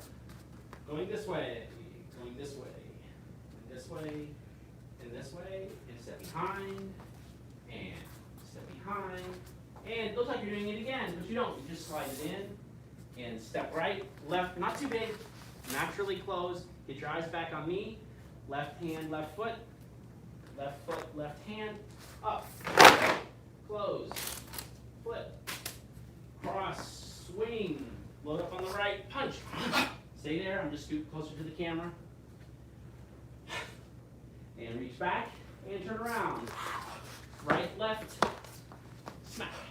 One finger if you need it, and let it open, circle, bring it in, pause for a second, and kick. Stomp, flip. That happens fast. From here, the right hand circles back.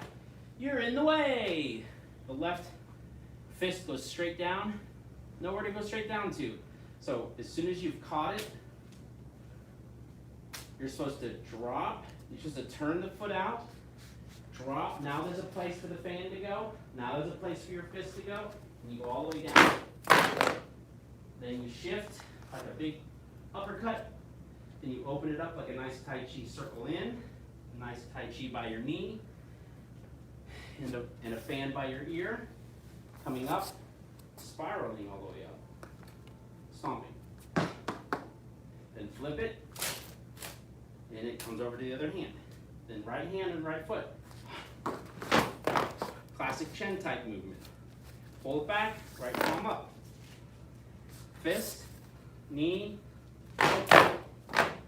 Now kick slowly and step, twist.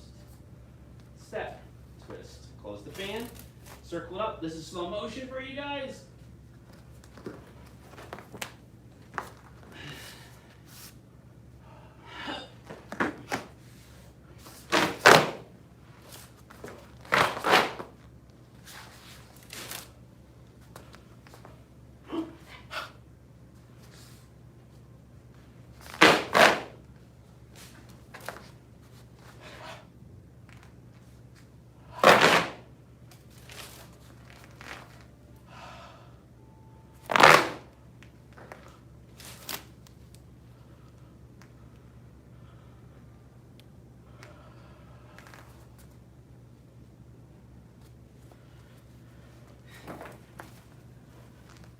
Yeah, so it's all complicated stuff. but it's not as big of a gap as I thought, so. That's good. So you, okay, can you do it all on your own yet? Nah. You at home? I know two of you who may be watching this video at a later time who already know this. Okay. How about everything we just did? Did you do that on your own yet?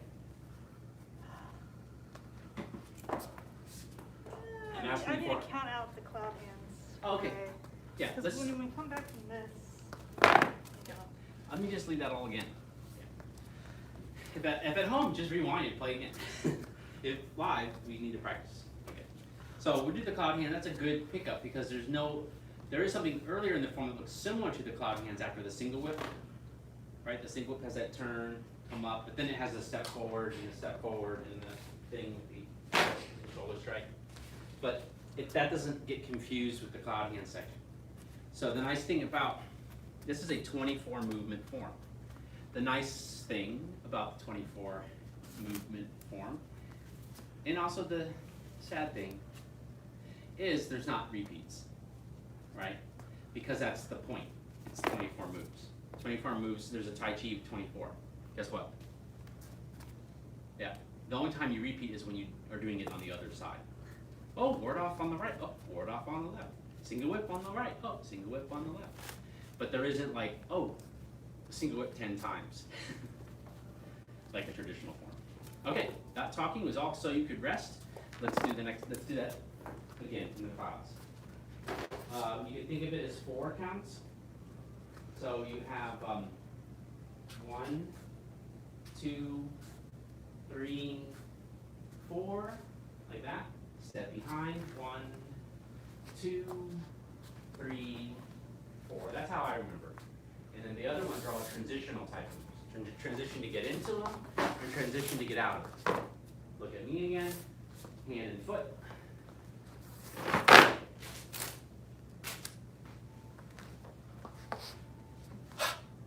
Right there, right there, right there. Just scoot closer to the camera and reach back, go. Stomp. Flip it over. Flip. Kick. There is that hard part. That's slow motion by circle down. And forward.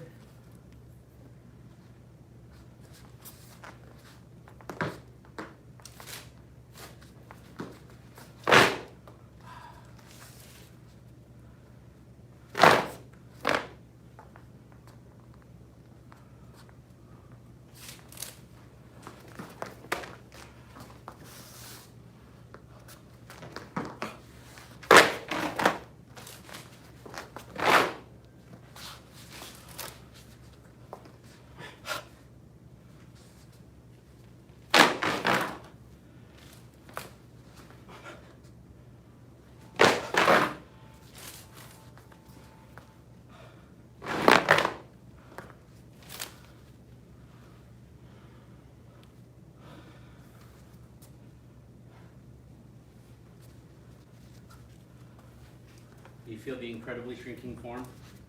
Yeah. Remember that movie, The Incredible Shrinking Woman, with Lily Tomlin? Oh. It's like the form is like it gets smaller and smaller and smaller. And like, really? It took us a year to learn that? Okay, well let's we have enough time. Let's try it from the top one time, unless there's any questions. And no questions Mind yet. if I watch it from the front while you do it from the top? Oh, All these hand movements, it's hard to see from the. yes, you can watch it from the front. I was tempted to say, well, I will face the camera now. I'm like, I'm only 96% sure I could do the whole thing facing a completely different direction than the direction I've faced for the past 7 months, at least in this space. Yes, if you'd like to watch it from the front. You want to follow with me? I'll try. Okay, cool.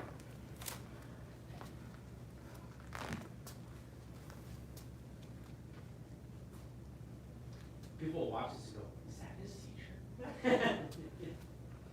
They had that, there's an old video of me doing the Hypercrane 108 with Mr. Briggs. Mr. Briggs, you will know, I want you to mention that I mentioned you if you ever watch this video. They saw Mr. Briggs in the background, big beard. Oh, you were demonstrating for your master, it's very good. Like the white eyebrow man. Okay, here we go.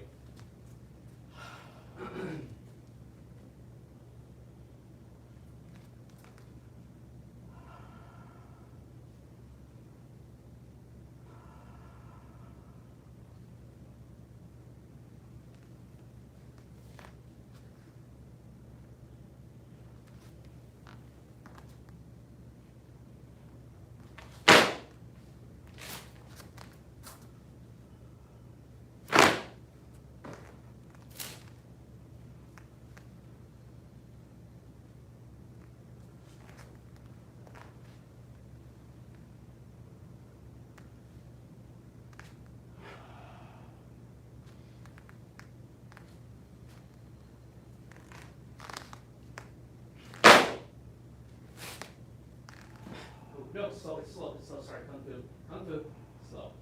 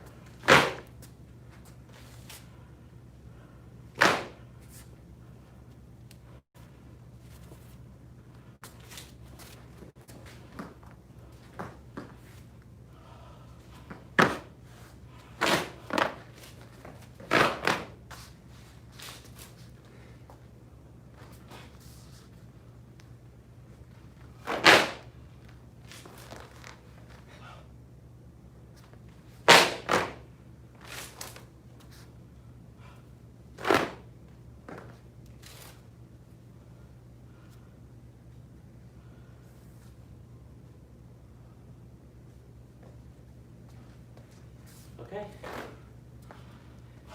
That's our time. Glad y'all made it again. And it's about out.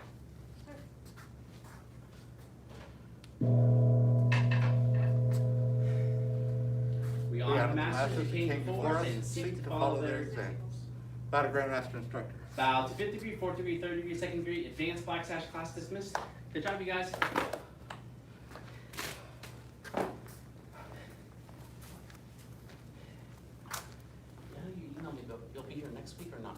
I will be here next week. Okay, cool. That's fine. I'll wait to find out updates. Next week I'll be here, then possibly, and faculty, possibly. Okay, cool. And for now, you still think you'll be?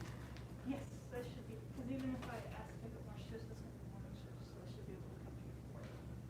Oh, okay, So cool. it'll be from like 11 or 10:30 to 4, and then if I have some people hanging out, I'll try to get out there by 5. Yeah, well, if you're able to get here for 4:30, you're welcome to join that. Especially as Black Sash.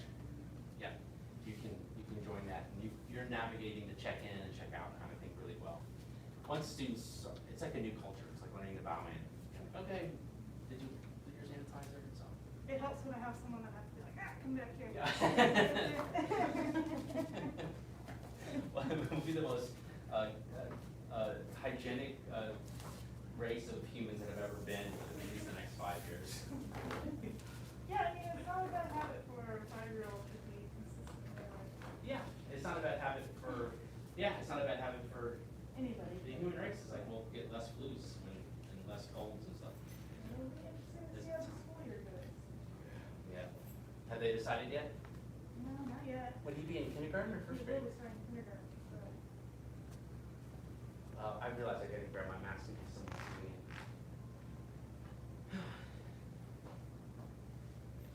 I don't see anyone yet, but yeah, thank you for coming. Yeah. Have you thought about, so, like I said, there's a limit of 5 people, right, per class, 5 students. Remember, we're all live still. So there's 5 students per class. Have you thought about putting like how many slots are taken? No, well, yes, I have, but no one probably signed up, so I didn't need to. But then I was wondering if people thought, well, I'm sure other people have already taken it, so I won't. Well, that's why when I sent my last email out, it said there was barely a couple people in every class. So I don't think anyone's not coming because they think they're saving room. Okay. The only people not coming because they think they're saving room are people like Ms. Burns who would like to come more often, Ms. Frank would like to come more often, if she was not getting, she's like, I'm not going to beginner's class. Yeah, I was the same way. Yeah, It's like, but- I'm not gonna take one thing up. No, and also 5 is just the limit because I was being extra conservative. Yeah. Here we could do 10, I think, but I don't think we'll have 10, so I'm not really worried about adjusting for it. Okay. If we actually have 5, then I'll have to kind of go, okay, stick one student on the end here, another student on the end there, and then do 4 students in the back. So I hope that's a problem in the future. I have to try to figure out how many, because everyone wants to come back. But yes, I did give a lot of thought to it, and then I didn't need to do anything about it. That's why the bags came down, because these 2 bags went back up because I had 2 little dragons. But if, let's say tonight in Mr. Fink's class, we had 10 show up in person, well, I'd be here spacing them out. I could, your help pull the bags down. I could get two or 3 rows in the back, or maybe 1 row in the back and then kind of people on the very ends away from Mr. Fink. Does that make sense? I think this week we have less than last week. Yeah. Yeah. But someone who who's that was coming to this class? Yeah, he came to the day class today. But then the person that was coming to the day class didn't show up and didn't let us know he wasn't showing up. But that's how it is this week. I think next week will be, well, each week will be a little bit more, I think. Okay. Well, if you want, are you taking off? Yeah, go ahead and take off so you can bow in. Thanks, Mr. Haley. I look forward to seeing you next week. Or if you want to do, are you doing double savers with us? We were wrong. Okay, cool. Yeah, I'll see you tomorrow. I didn't have anyone on my live stream, just now. Oh, really? Because it only said 1 person the whole time. Because it's the iPad. Yeah. And that it's been Miss Durkin and Miss Elmore and you, or my regulars. Looks like it's still at, Is this that one? yeah. I can't always see it, so I just go like Yeah, this. it's like white on white. Yeah, I just go like That was that. it. There you go. All right. well, Okay, yeah. looks like but we'll that's- go through the motions. That happened to Miss Kelly too, because the Saul's out of town and Sophie's out of town till the end of June. So the rug rats aren't coming. Okay, I'll let you do your thing. Good to see you again. Yeah, we had our first chow now order today, Oh, wow. so I was like, wow.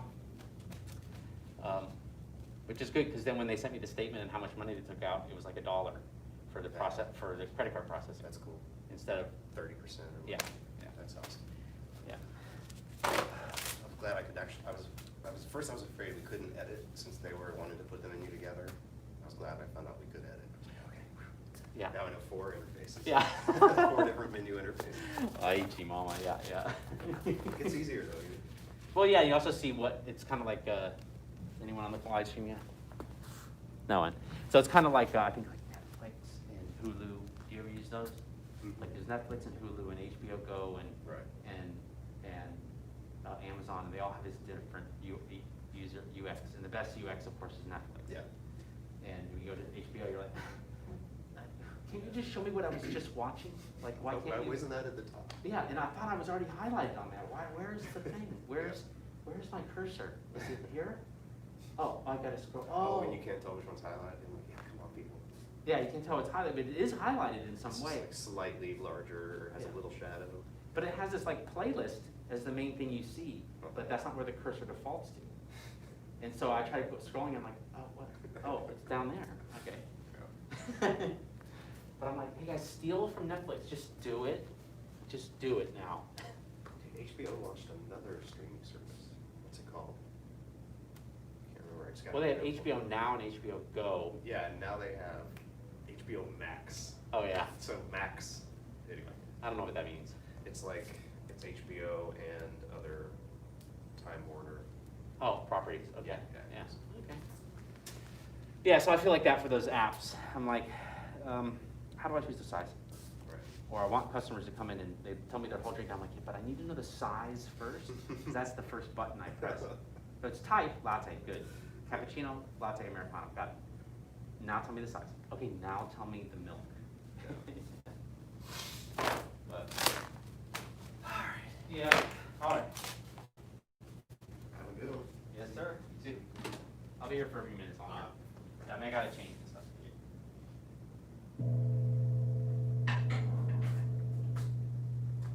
All right, about to fellow beginner students. Let's begin a little breathing and relaxation. Get in the right frame of mind. Allow your eyes to close.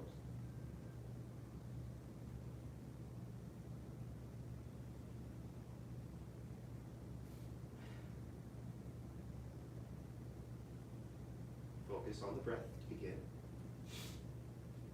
Breathe through the nose. Breathe in deeply. Breathe out slowly. Be relaxed.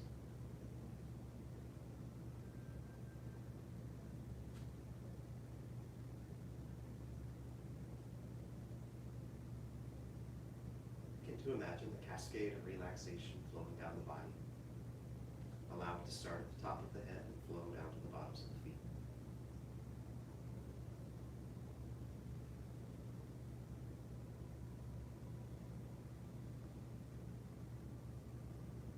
Relax the face.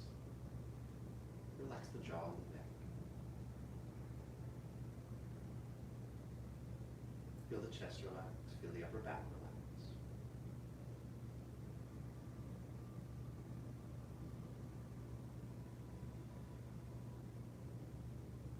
Relax shoulders, arms, and hands. Feel the abdomen expand. And then go back in as you breathe out. Relax the low abdomen a little bit more. Relax around the low back, the waist, the hips.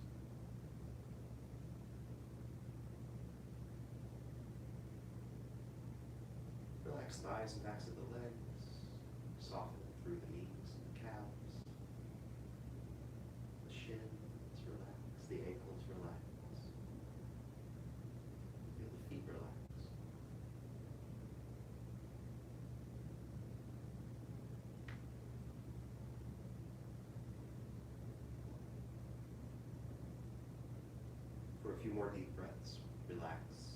tension in your nose.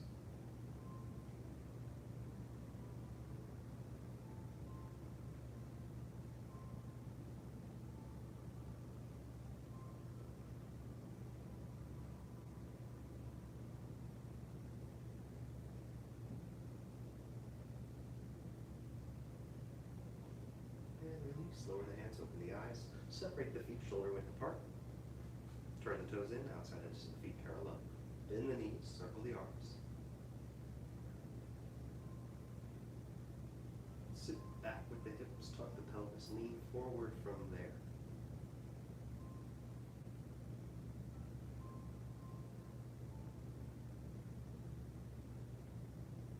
Continue the same deep, relaxed breath.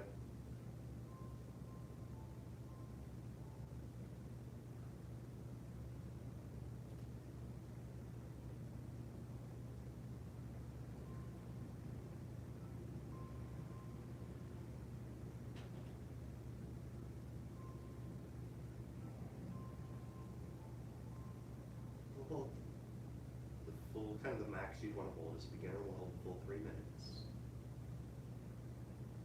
Maybe 2:30 from here.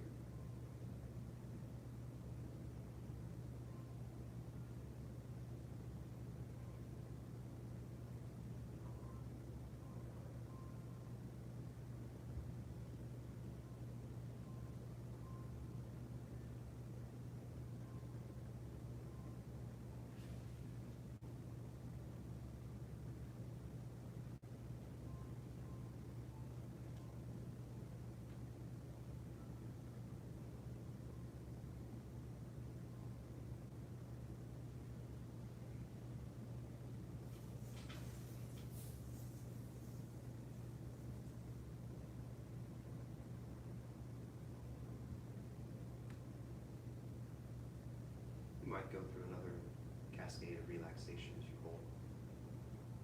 See how it adjusts your posture.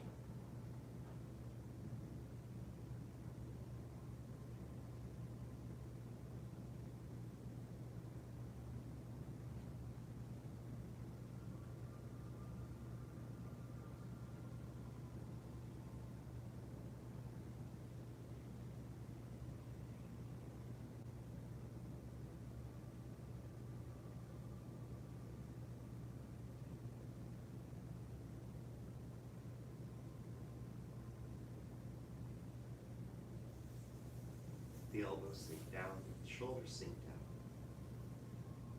And not in a forced way, but let them not be held up.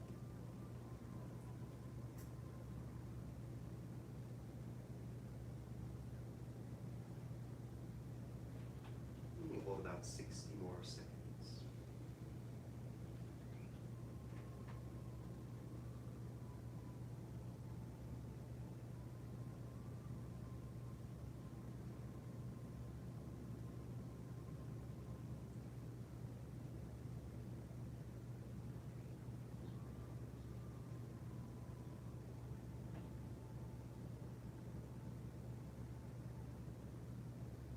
Release, straighten the legs, lower the hands. Circle the arms up, breathe in.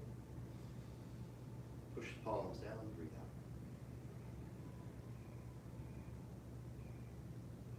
Okay, let's review from the top. We worked on single whip a bunch last class.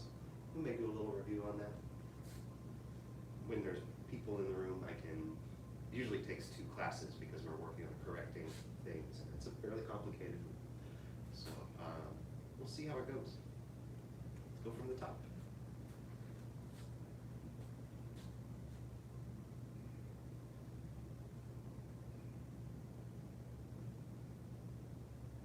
Step left, sink down, step out, sink down a little more. Have a little review.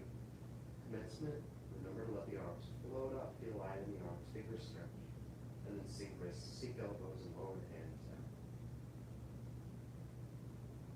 Ward off right, turn to the right, pivot on the heel, form that circle with the arms right on top. And then ward off left, shift, release the heel, step, shift, switch the hands, turn. Ward off right, turn, release the heel, step, shift, and back and press.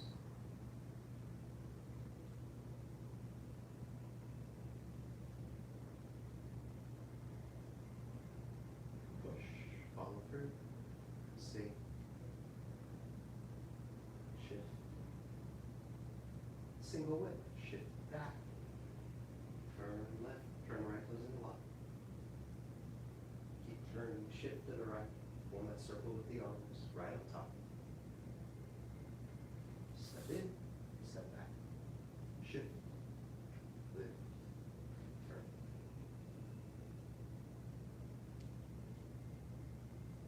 Okay, did that ring a bell? Sound familiar? Let's go through the whole thing one more time. We'll actually review single whip on its own too after that. First, from the top once more, just the name, see what you can do.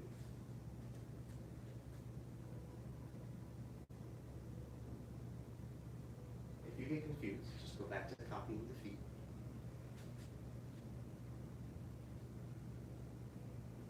Step left.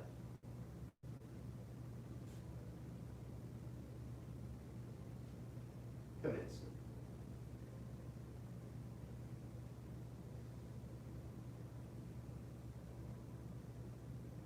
Ward off right. Ward off left.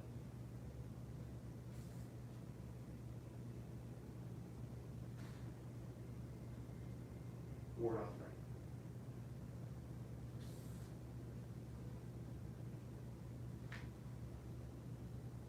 Pull back and press.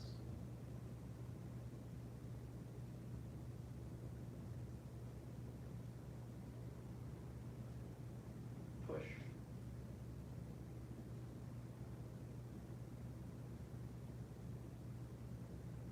Single whip.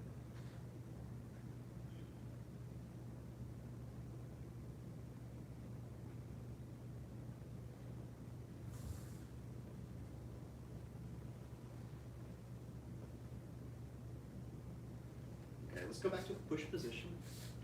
We'll review how to do that, and then we'll do single whip a couple more times. So face the right wall of your area relative to the screen, shoulder width apart in the feet. Turn the left toes out, and without losing your shoulder width, take the right foot, step forward, shift forward into your push position. Don't forget, it's not elbows and shoulders straight out, relax them down.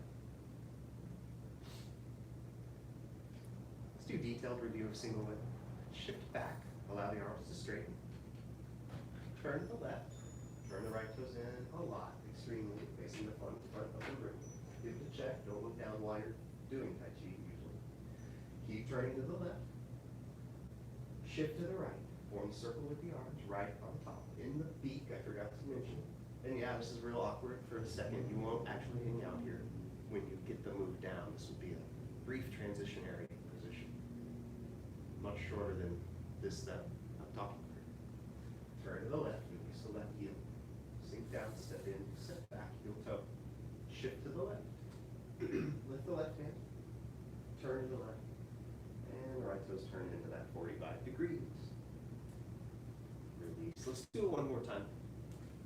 From push. Begin.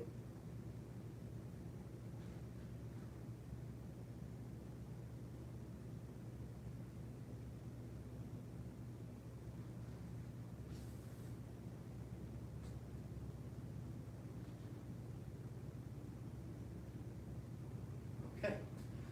Questions, comments, suggestions? How's your single whip going? I'd love to know, but I can't tell. So,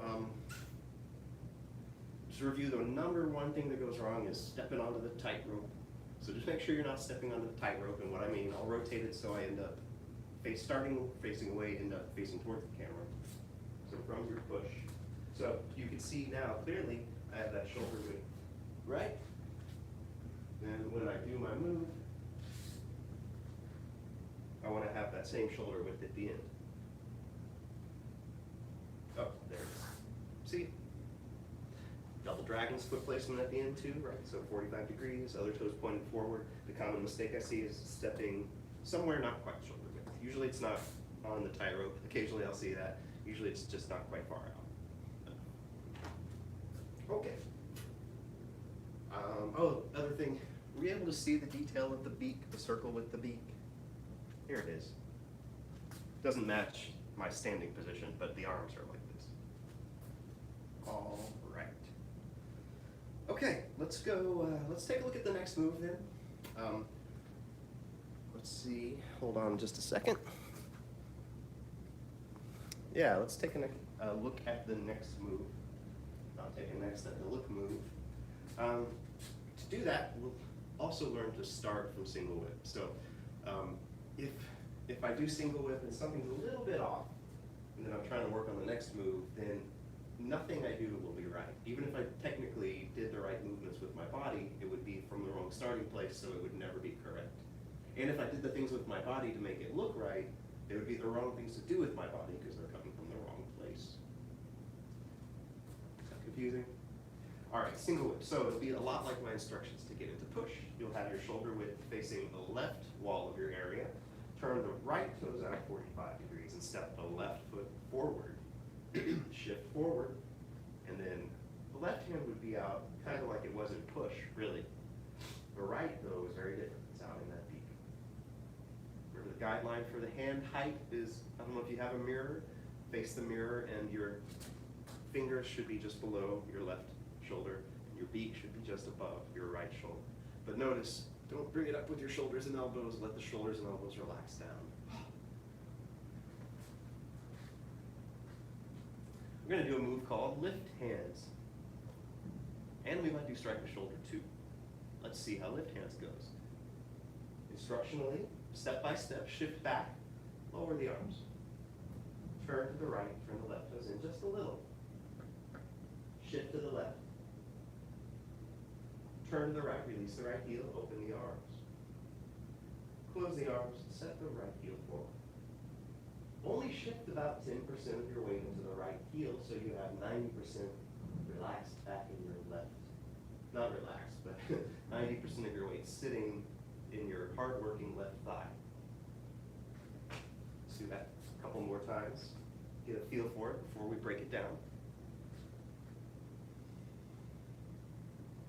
Shift back, lower the arms. Turn to the right, turn the left toes in a little bit. Shift to the left. Turn to the right, release the right heel. Close the arms, set the heel down. Kind of like that kickstand, 90% of the weight still in the back leg. Once more together. Shift back, lower the arms. Turn the left toes in. Shift to the left. Turn to the right, release the right heel. Close the arms, set the right heel forward.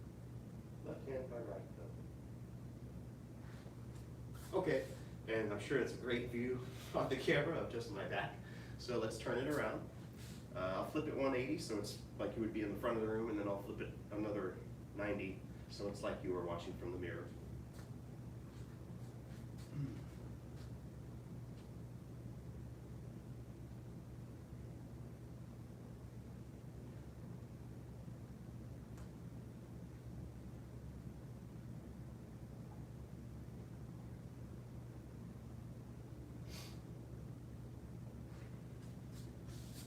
Again,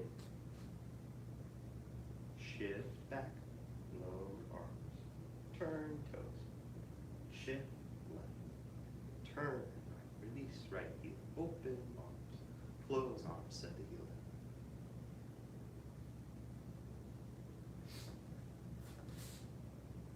Show it from another angle, and then we'll talk about some common errors or common questions.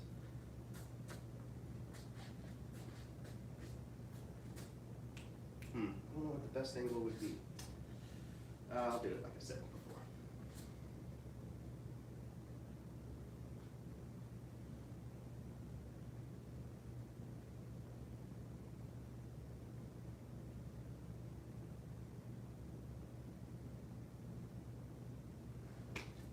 Once more from this angle.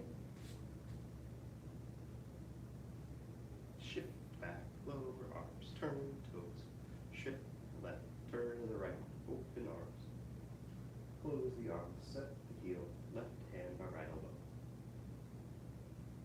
Last verse didn't have the right number of beats in it, sorry about that. Okay, common mistakes. So the first one is, not the first one, The main one that happens is overturning those left toes. So again, from the front, if I shift back and then turn these toes in too much, and then when I do the rest of the move technically correctly, at the end, this is bad. You just want the toes out more. If it's in here, I can't get my knee out, my hips feel teetery. Yeah. First common mistake, I'll call it overturning those toes. So, oh, how far do you turn them? If just about 20 or 30 degrees, or 60 degrees from the front when you're done turning. So try not to get it all the way to that 45, even just a little bit outside the 45. That way you can have your knee out, have your pelvis tucked, sit back, and align correctly from there up.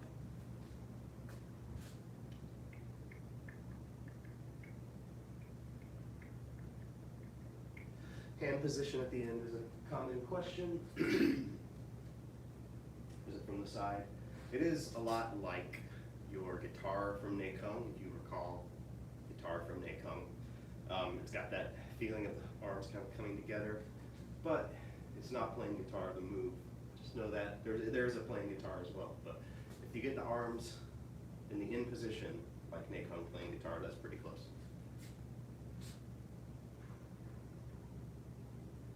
Oh, I know. I see this more than the toe overturning. Here's the other common mistake. Watch what I do and see if you can spot it. There might be other mistakes, but watch what I do and spot the most glaring.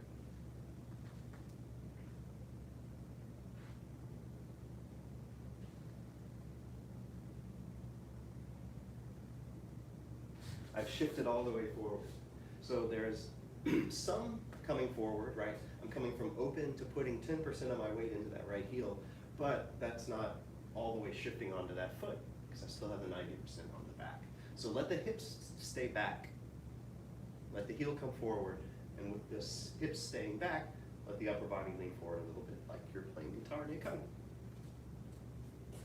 Those are the hits of common errors, common mistakes. Let's practice together. That's a long enough time to watch and take a break. Excuse me. First, with some instruction, playing guitar. Lift hands, is the name of the move. Shift back, lower the arms. Turn the left toes in a little, shift to the left. Turn to the right, release the right heel, open the arms. Close the arms, set the right heel. Left hand by right. Reset. Begin. Back. Lower. Turn. Shift. Turn. Close. Heel.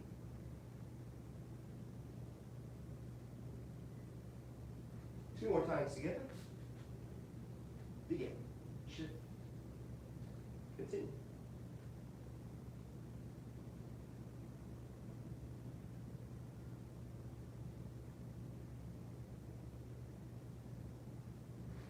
Don't copy the head, the neck rolls. That's me working tightness out. And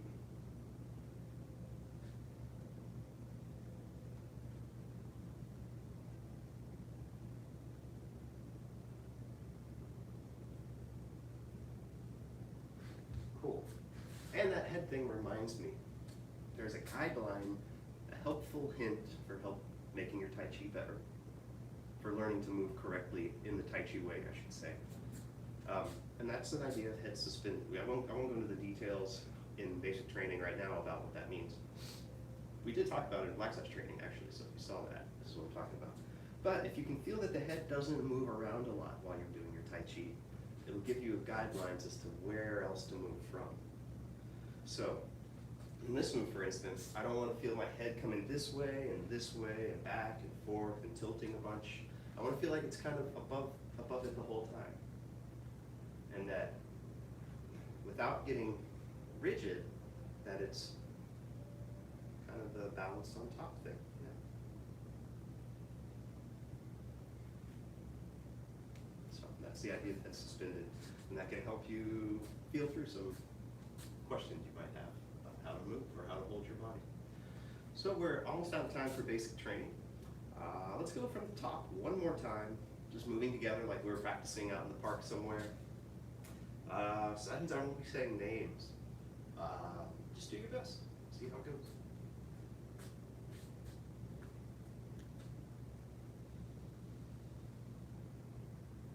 And begin.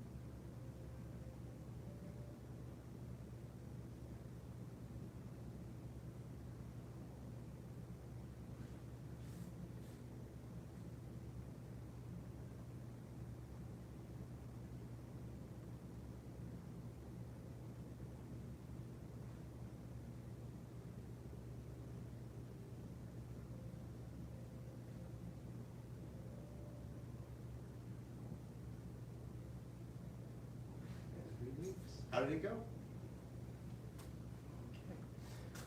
All right, well, hope you're doing well. Let's bow out our basic training.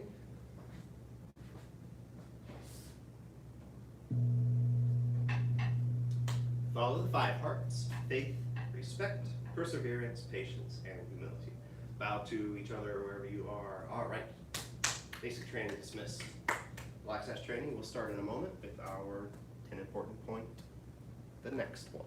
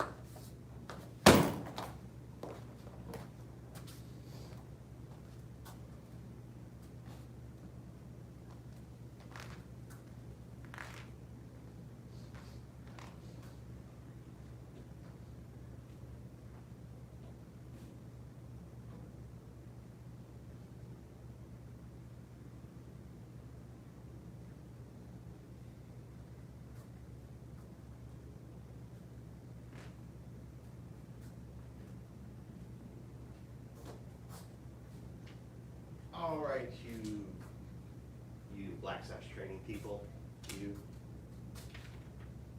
Guess which important point we're on. If you guess 4, you are correct. It is distinguish between insubstantial and substantial.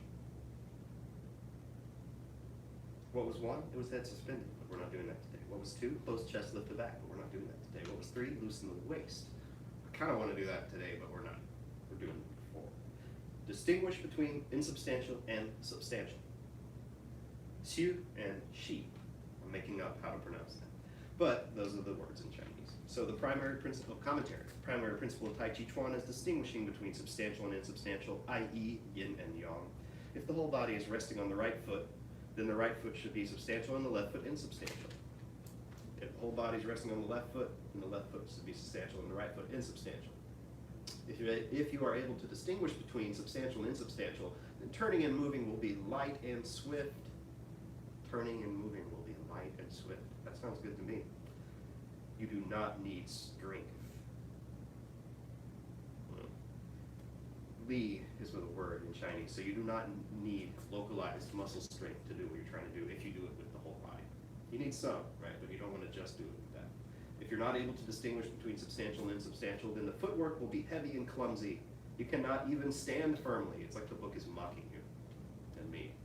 And you will be very easily pulled or moved. Commentary, I'm going to read the commentary one more time without my commentary. The primary principle of Tai Chi Chuan is distinguishing between substantial and insubstantial. If the whole body is resting on the right foot, then the right foot should be substantial, and the left foot insubstantial. If the whole body is resting on the left foot, then the left foot should be substantial, and the right foot insubstantial. If you're able to distinguish between substantial and insubstantial, then turning and moving will be light and swift. You do not need strength. If you're not able to distinguish between substantial and insubstantial, then the footwork will be heavy and clumsy. You cannot even stand firmly, and you will be very easily pulled or moved.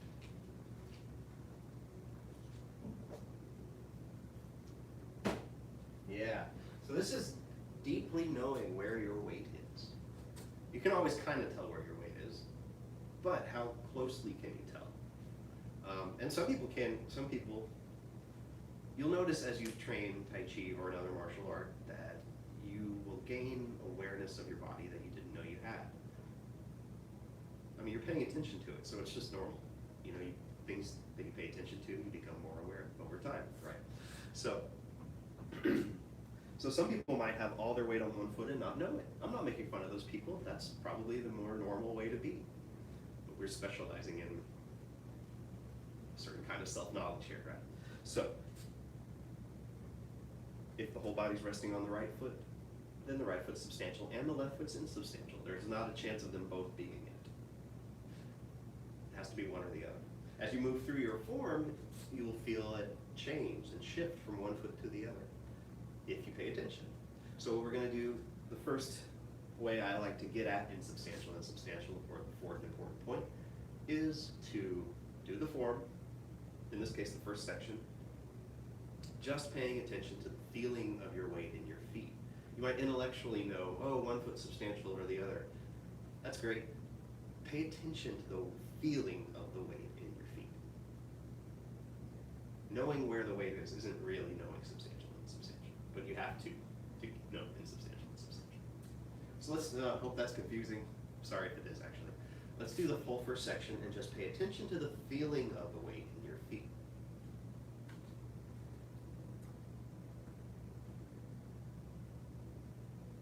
Begin.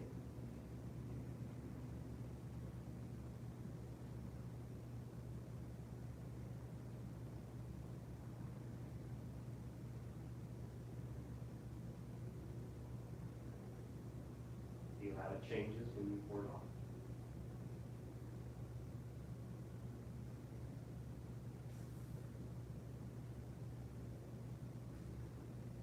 Think like your only job right now is not to do the form correctly. Your job is to feel your weight in your feet as the form happens.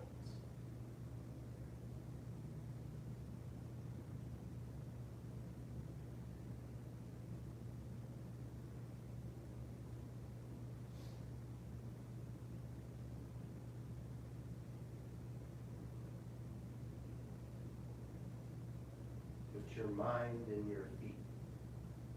Don't look down. Feel down.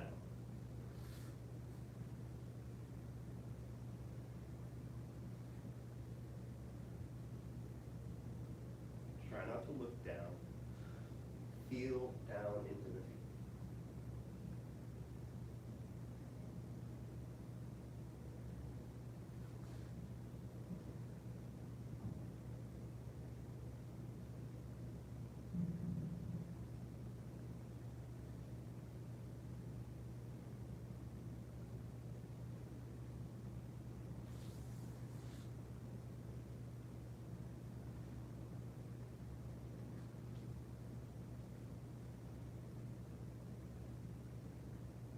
Put your mind in your feet.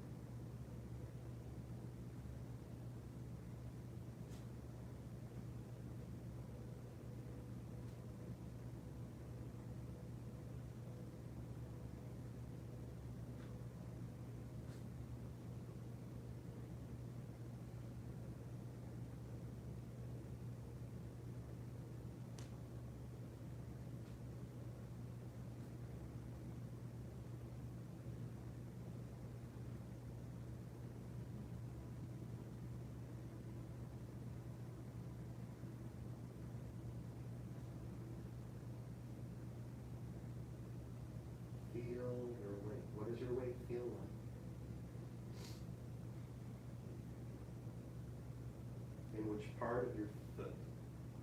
Do you feel the weight in that?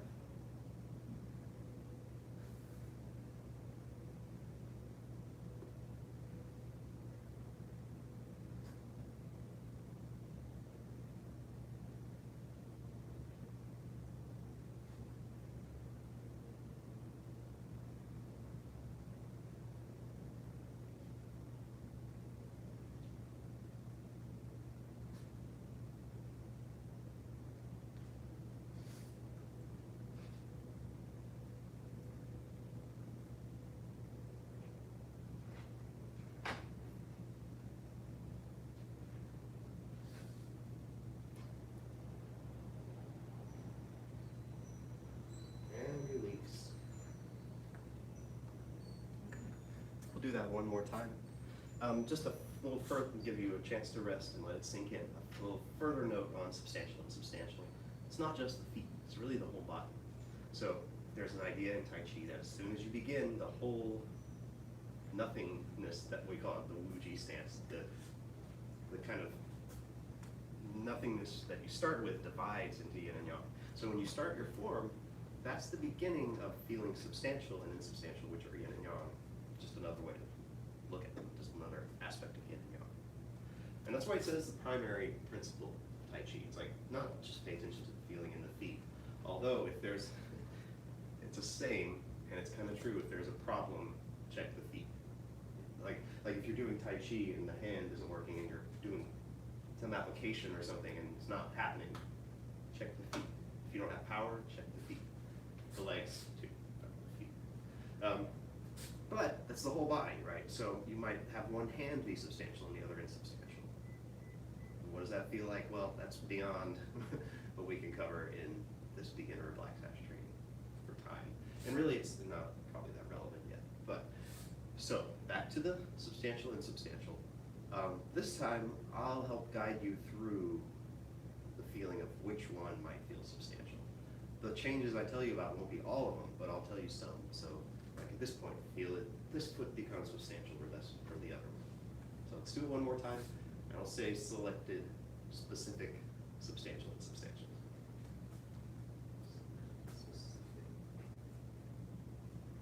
So at the beginning, feel even, not on one or the other. But as soon as you begin, sink down, feel the right get more weight. Without tilting, release the left and just step out. Feel the left get some more, and then sort of balances and settles pretty even. Coming up, it's still pretty even. You might feel a little more in one than the other, but not significant. If you do, try to relax some of the weight into the other foot. As soon as you wore it off right, the left foot becomes substantial, right insubstantial. And then when you shift, there's a point where right becomes substantial and left insubstantial. And then once again, trades off to the left substantial, right insubstantial. And notice the insubstantial one turn. Left foot becomes even more substantial, 100% per second. And then on to the right, as the left foot becomes insubstantial, notice now it can turn. Substantial foot won't. Feel the left foot becomes substantial. And the right foot substantial. And then the left. And then the right. And then the left. And the right. And the left.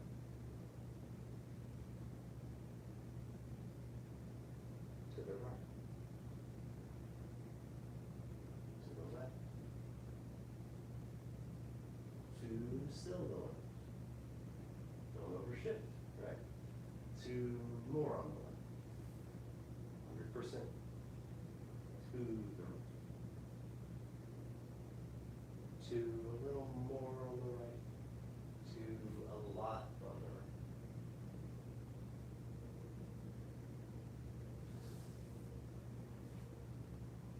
The left.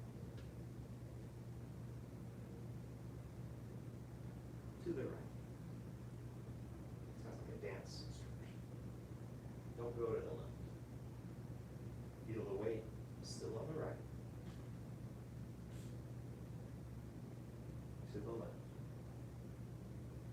before the turn.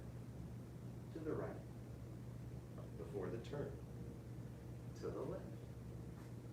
Before the step. To the right. Before the turn.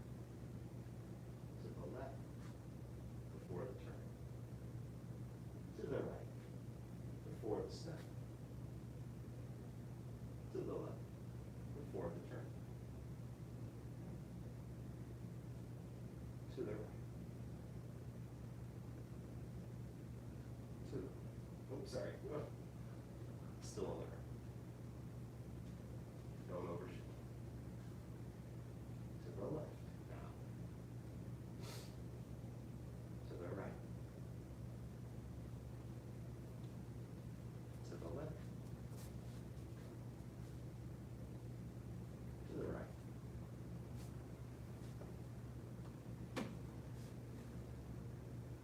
To the left.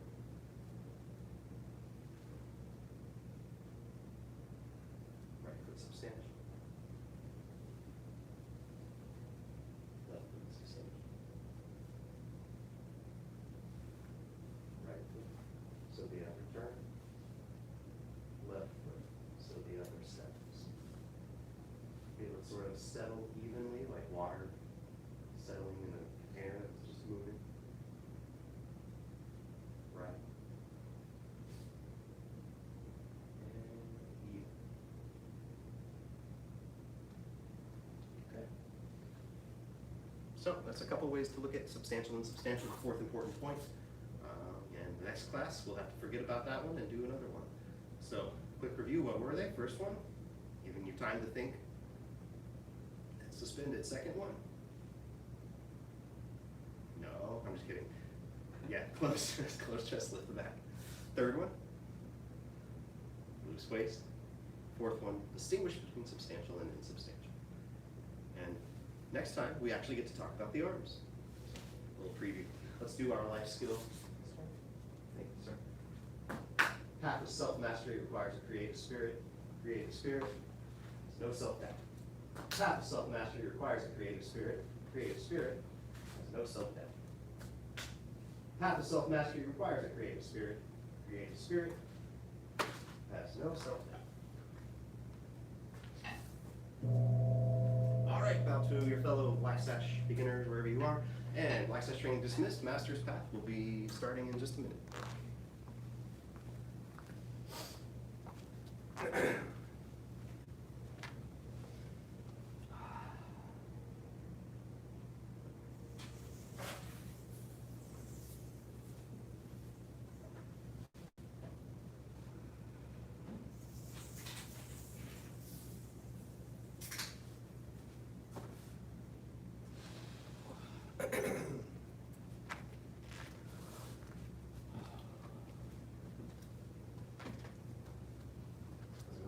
Good. Are you in the office at all yet, or are you still? There's probably a chance we're not going to be coming to the office this year. Oh, wow. They don't know yet. It's kind of one of those things where think of it like a rotating crew, where like 90% of the people come into the office Oh, interesting. like a couple weeks. Oh. There's a lot of people very concerned. Yeah. You know, we have people that have been happy to get back in the office because they're not as productive, and we have all these other people that are like, I don't want to be around them. And I can respect both. Yeah. That's the thing. Yeah, I can relate to both. And you guys have like hardware you have to take home and stuff, or can you do it all? Like, I don't know. Really want to review. Oh yeah, sorry. Never mind. Rumors.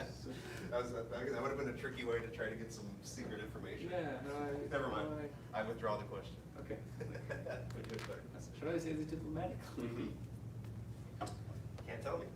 That's It's officially nobody's working from home.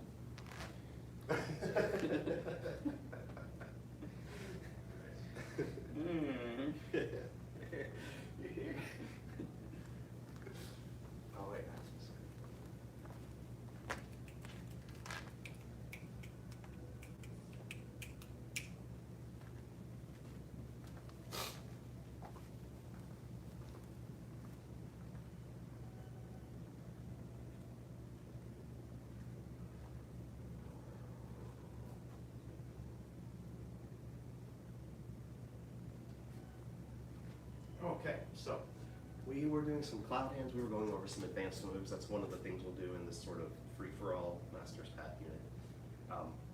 We did the cloud hands, which, what are they right there? Warding off while walking sideways. Warding off, walking sideways. Left and then right, or right and then left. We took a little bit of a look at repulse monkeys. Let's look at those a little more. In the same way as cloud hands is walking sideways, warding off, what is repulse monkeys? Well, it's kind of walking backwards and splitting. Walking backwards, splitting, which is sort of, if you haven't heard splitting, an easy way to think of it is you're turning to act in two opposite directions. So I'm turning to pull this hand back, and then I'm turning to also push this hand forward. When we do the application, we're holding onto a wrist or an arm and sinking our weight, and that turning and splitting is what drives the other person down to the ground. That's the application. Oh, we did some virtual applications. Maybe we'll do that for repulse monkeys too. But let's review the move. Yeah, this will be like a 5-minute session on repulse monkeys. So, facing the way we would in class, start facing the left wall of your area. If the screen is in the front. And we can start from a couple moves. Let's go ahead and just start from fist under elbow. That's the easier one of the two to hold. So in the feet, just make it like playing guitar. In the hands, it's kind of like if you took your playing guitar, made a fist with the right, and put it a little more under the elbow. Reviewing repulse monkeys, turn to your right. Sink your elbows. Step in with the left. Step back, heel, toe. Sorry, toe, turning the heel in a little. Shift back. Turn to the left. The right toes will turn in and feel that splitting where the left hand comes back while the right comes forward. That's the first one. Follow through. Stretch the arms. Sink elbows. Step in with the right. Step back. Toe. Put the heel in just a little. Shift back. Turn to the right. Let the left toes turn in. Feel that split happen. We only do 3, so one side gets one more than the other, but turn to the right. Extend the arms. Sink the elbows. Step in with the left. Step back, toe, then the heel. Shift back. Turn to the left. Turn the right toes in. There's one more follow through, but it goes into a different way. Let's go through that instructionally one more time. Then we'll look at some of the common errors and finer points. Turn to the right. Extend the arms. Sink the elbows. Step in with the left. Step back. Toe. Heel. Shift. And really it's the ball of the foot, not the toe, but say toe for now. Turn to the left, turn the right toes in. Follow through. Sink elbows. Step in with the right. Step back. Toe. Heel. Shift back. Turn to the left. Sorry, turn to the right, turn the left toes in. Follow through. Sink elbows. Step in with the left. Step back. Put the heel down, shift back, turn, the right toes. All right. So I'm trying to remember exactly how much of this we've covered, but from the front, if you were to watch it, when I put the heel down, I want that 20-ish degree angle. And my other toes turn in, I also want about that much. So biggest thing that makes this go off the rails is turning before the heel gets put down, and then my next step is ridiculous and unconnected and unbalanced.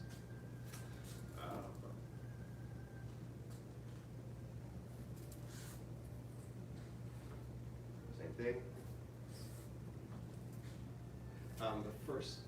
One of the more challenging parts of this move is getting that step to land in the right place. We usually spend 2 or 3 classes mainly just working on that. Think about this. If you were to map out your footprints, and draw lines between them, they would make a zigzag on the floor, right? So when I step, I'm stepping out at an angle. When I step, I'm stepping out at an angle. But it doesn't always feel like I'm stepping out at an angle because I'm also turned at an angle. So from here, my hips are turned 20 degrees or whatever that my foot is. So when I step back with the ball of my foot, I feel like I step back straight from the hip. And when I put the heel in a little, that's where I create the new angle for the new back foot. And then when I shift and turn, the other ones come in. Same thing here, follow through, sink elbow, step in, step back from the hips, put the heel down, shift, turn the other toes in.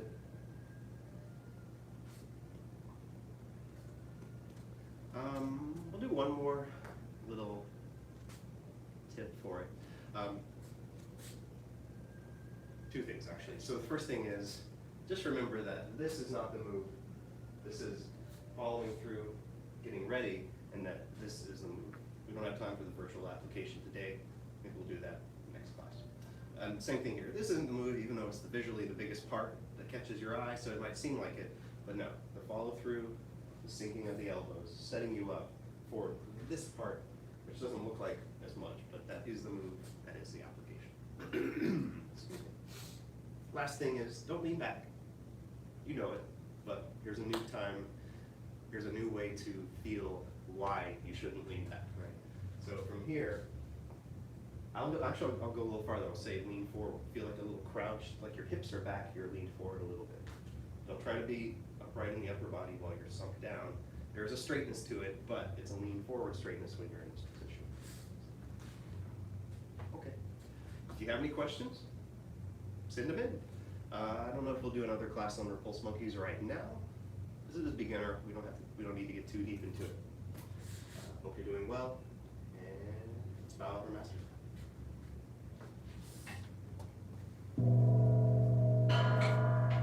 Come down.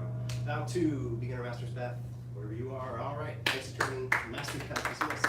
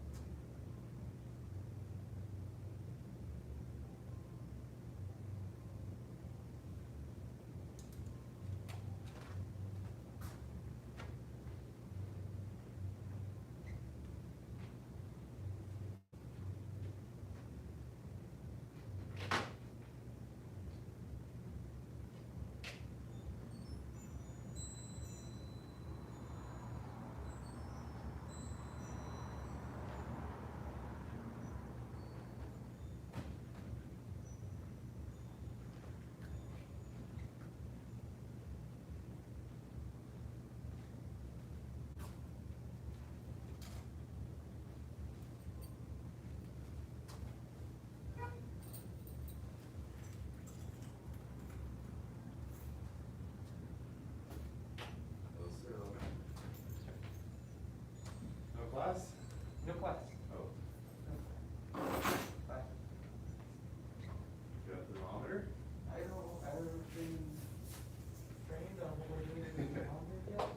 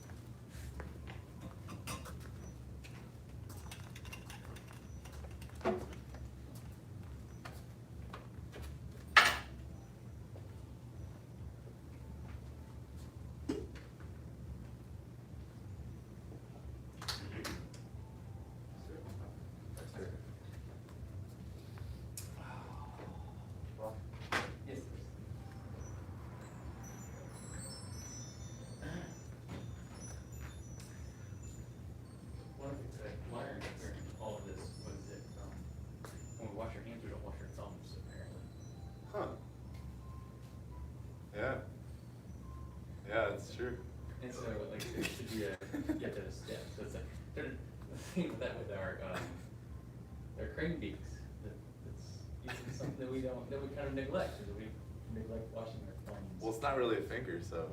It's not a you know. finger. And also, one of the things I also see, everybody at home should be doing this, should be washing your thumbs, is that rarely do we wash between our fingers either. True. So there should be like 2 extra steps when you're washing your hands, is go between the fingers and then make sure you get the thumbs and the back of the hands. I've been doing it all the way down the wrist, 'cause I don't really know. It could be anywhere. All right. Start our class. Bow to head instructor. Bow to beginner level students and everybody at home. Let's begin our warm up. Sir. 75 jumping jacks. Yes, sir. Begin. 1, 2, 3, 4, 5, 6, 7, 8, 9, 10, 11, 12, 13, 14, 15, 16, 17, 18, 19, 20, 21, 22, 23, 24, 25, 26, 27, 28, 29, 30, 31, 32, 33, 34, 35, 36, 37, 38, 39, 40, 41, 42, 43, 44, 45, 46, 47, 48, 49, 50, 51, 52, 53, 54, 55, 56, 57, 58, 59, 60, 61, 62, 63, 64, 65, 66, 67, 68, 69, 70, 1, 2, 3, 4, 5. Push-up position. Sir. First set of 10 push-ups. Yes, sir. Begin. 1, Sir. sir. 2, sir. 3, sir. 4, sir.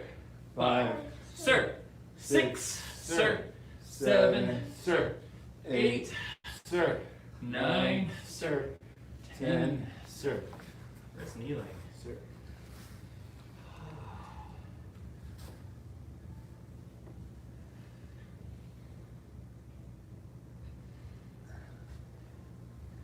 I keep thinking it's gonna rain a little harder, but Looks like it.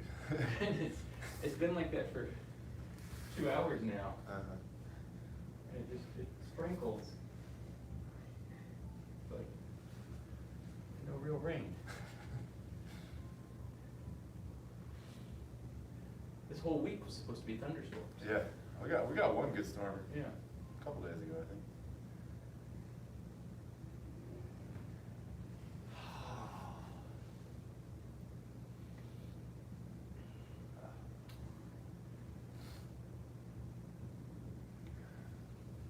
Did your saber ever show up? I think that's it right there. She sent me a picture Okay. right there. She said, yeah, I think that's it. Let me just, yeah, okay, good. All right, second set. Sir. Begin. 1, sir. 2, Two, sir. sir. 3, sir. 4, sir. 5, sir. 6, sir. 7, sir. 8, sir. 9, sir. 10, sir. That's kneeling. Sir.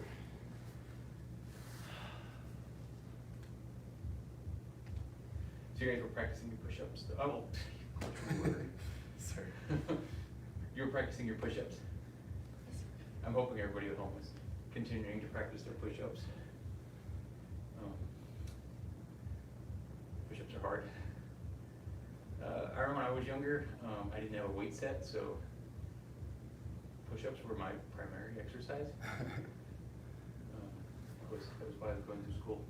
And so it's up to the point where I was doing 50 push-ups every night before I go to bed. That's good. That's really good. I always felt weird because, like, I see the other students, like, when I was in school, and they were the ones that actually had the gym at school, and the chest was shaped differently. From just doing push-ups.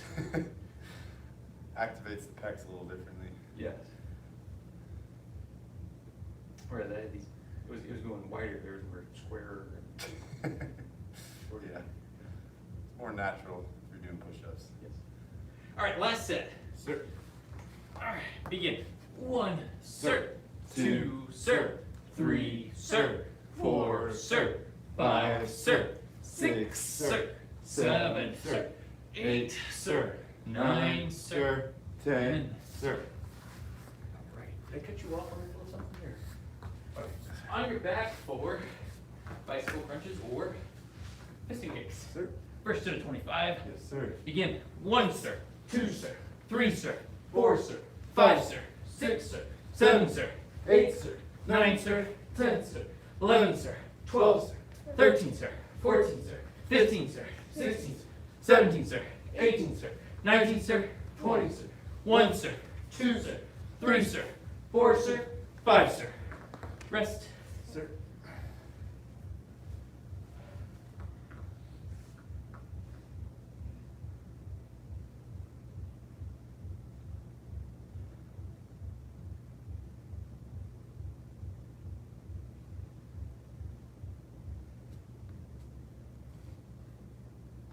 Second set. Yes, sir. Begin. One. 1, sir. 2, sir. 3, sir. 4, sir. 5, sir. 6, sir. 7, sir. 8, sir. 9, sir.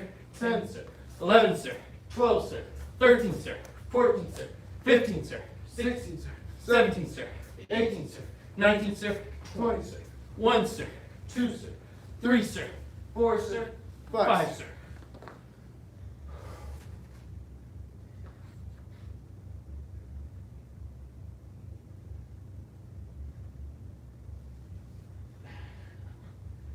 I'm wondering if that's getting picked up by the microphone. Sounds like a dance club. It does sound like a dance club. Have you seen what they're doing over there? No.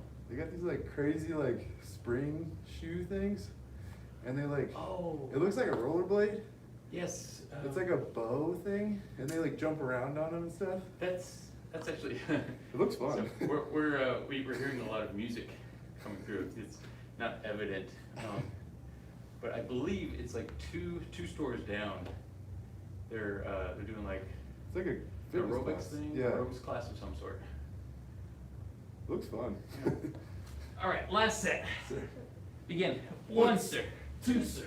3, sir. 4, sir. 5, sir. 6, sir. 7, sir. 8, sir. 9, sir. 10, sir. 11, sir. 12, sir. 13, sir. 14, sir. 15, sir. 16, sir. 17, sir. 18, sir. 19, sir. 20, sir. 1, sir. 2, sir. 3, sir. 4, sir. 5, sir. Sit up. Sir. Feet straight out in front. Sir. Reach up. Bend forward, touch your toes. Sir. 1, sir. 2, sir. 3, sir. 4, sir. 5, sir. 6, sir. 7, 8, sir. 9, sir. 10, sir. 11, sir. 12, 13, sir. 14, sir. 15, sir. 16, sir. 17, sir. 18, sir. 19, sir. 20, sir. Bend one leg in. Sir. Reach up. Bend forward, touch your toes. Sir. 1, sir. 2, sir. 3, sir. 4, sir. 5, sir. 6, sir. 7, sir. 8, sir. 9, sir. 10, sir. 11, sir. 12, sir. 13, sir. 14, sir. 15, sir. 16, sir. 17, sir. 18, sir. 19, sir. 20, sir. Switch sides. Sir. Sir. Reach up.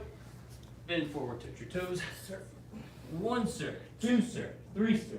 4, sir. 5, sir. 6, sir. 7, sir. 8, sir. 9, sir. 10, sir. 11, sir. 12, sir. 13, sir. 14, sir. 15, sir. 16, sir. 17, sir. 18, sir. 19, sir. 20, sir. Bottoms of the feet together. Sir. Flap our crane wings. Yes, sir. Crane section.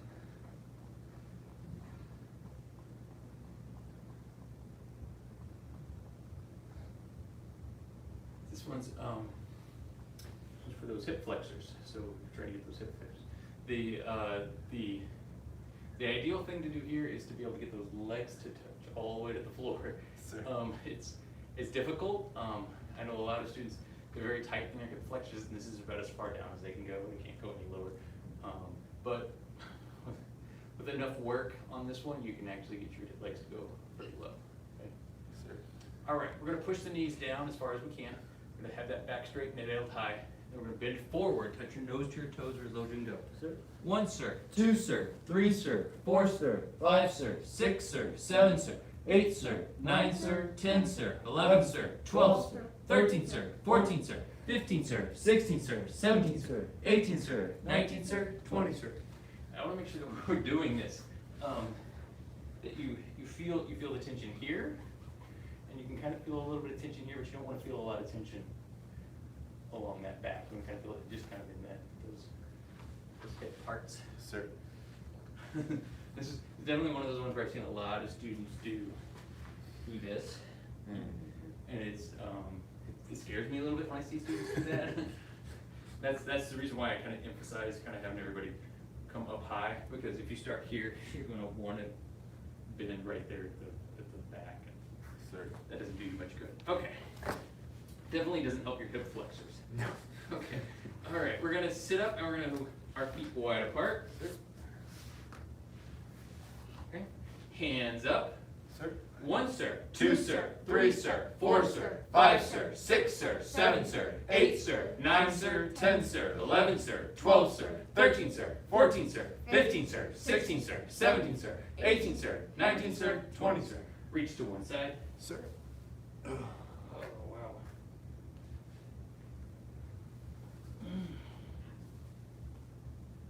Reach to the other side. Yes, sir.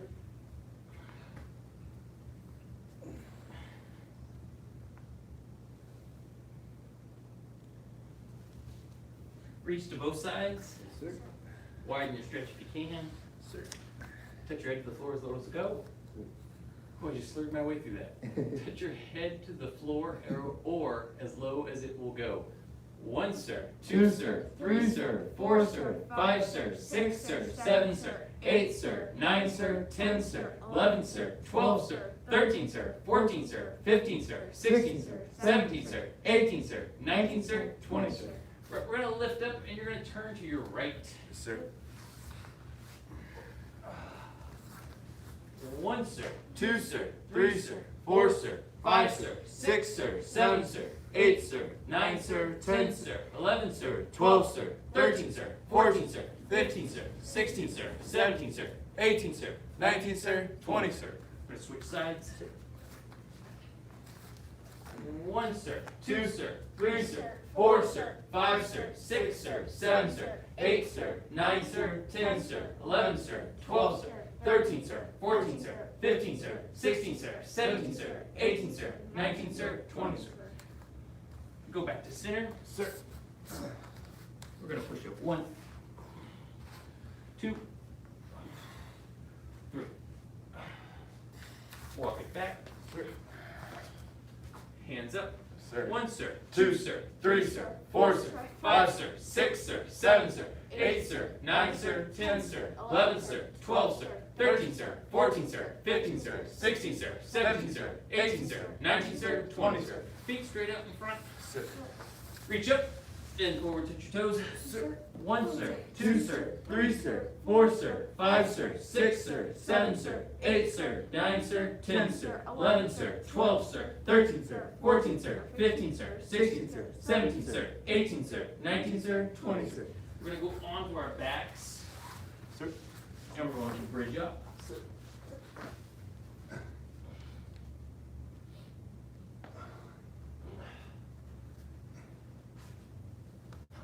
And back down. Sir. Up your knees, we're gonna rock backwards, forwards. Stand up. Yes, sir. Right. Twist it out, do any additional stretches. Sir.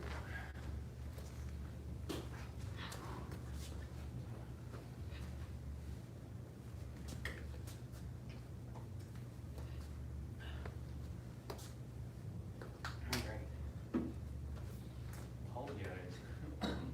My mouth is getting a little dry. All right. Crane breathing. So, Sir. just real quick, I'm gonna talk about like, Kung Fu don't have a lot of breathing techniques. We have our tiger breathing, we have our crane breathing. These are really just kind of lung capacity exercise. Tai Chi, there's breathing, and then when they do their breathing, they kind of do a diaphragm breathing. They're doing it from their So they have a breathing technique, and then it also kind of helps them with their techniques to actually do their inhales and exhales based on whether they're doing their attacks or not. And then there's another one when we get to chin. There's another one that we do. It's hard to describe. It's you're breathing through your kidneys. So instead of you tightening your stomach muscles or expanding your stomach muscles, you're actually doing your back muscles. Yeah. So it's weird. It's difficult to do, but it's just a different breathing technique. And then we always do our breathing when we do our punches and kicks. So every time we do our punches and kicks, we do that tighten and we exhale. So and I believe it's a little bit opposite on with chin. I know we exhale on a lot of our attacks, but I think Tai Chi they inhale on their attacks. So just different. Every single martial art that we do, there's a different breathing technique. Okay. Sir. So we're gonna do our focus today on our crane breathing. Yes, sir. Attention stance. Yes, sir. Stand tall. Yes, sir. Say Tai Tai. Tay tie. Hands up. Look left. Back to center. 1, 2, 3. Push. 1, 2, 3. Push. 1, 2, 3. Push. Jump. Down up.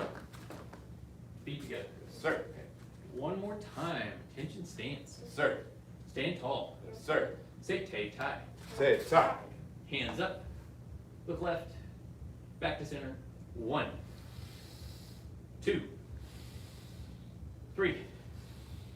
Push. Get it all out. 1, 2, 3. Push.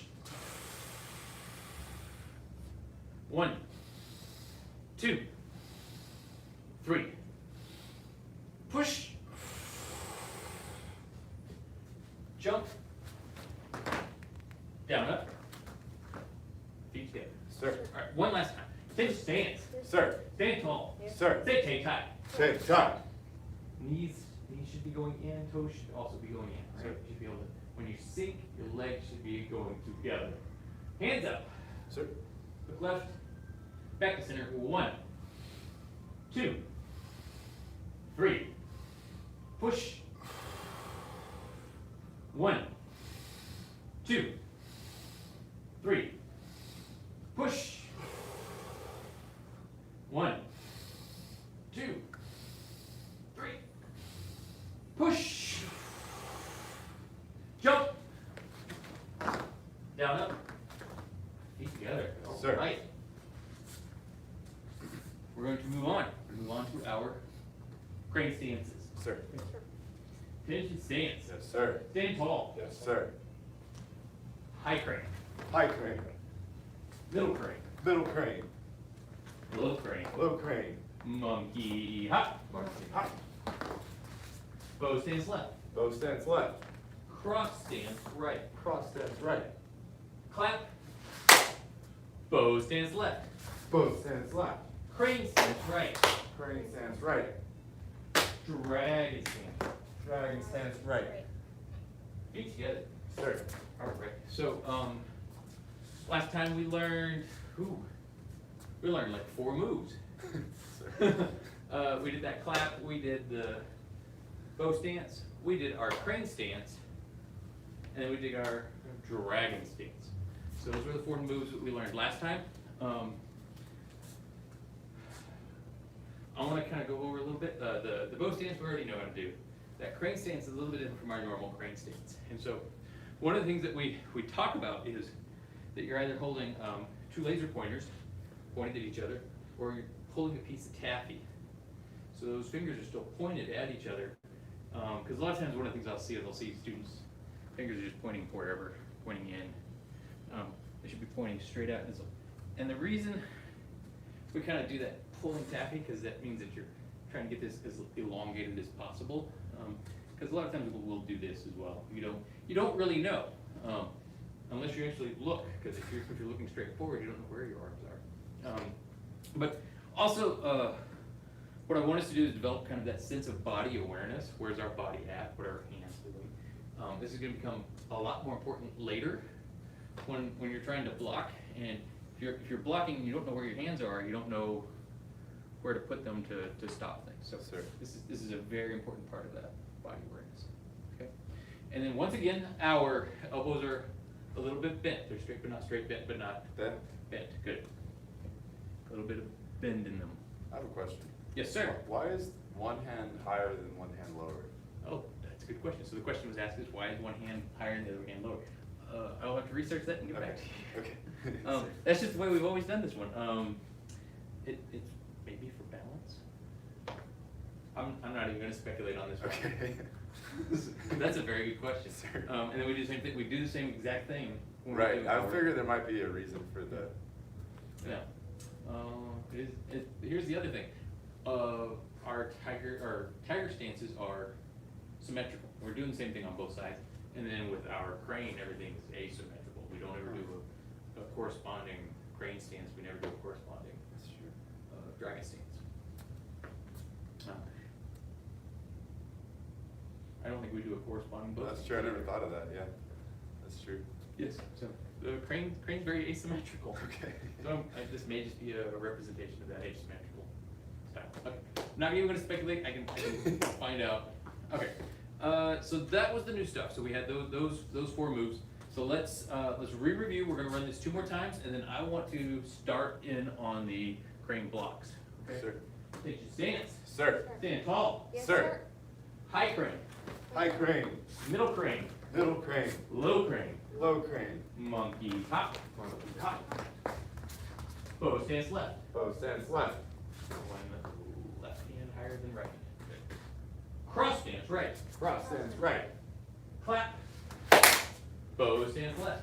Bow stance left. Crane stance right. Crane stance right. Dragon stance right. Dragon stance right. Feet together. Yes, sir. All right. Okay. I know nobody at home's gonna get a choice in this one, but do you guys want to go a little faster? Sir. All right, so we're gonna go a little bit faster on this one. All right, so I'm not gonna do the names. You guys are just gonna follow along. We're gonna go a little bit faster. Try and keep up as best as you can. Okay. Sir. All right. Change stance. Sir. Stand tall. Sir. Begin.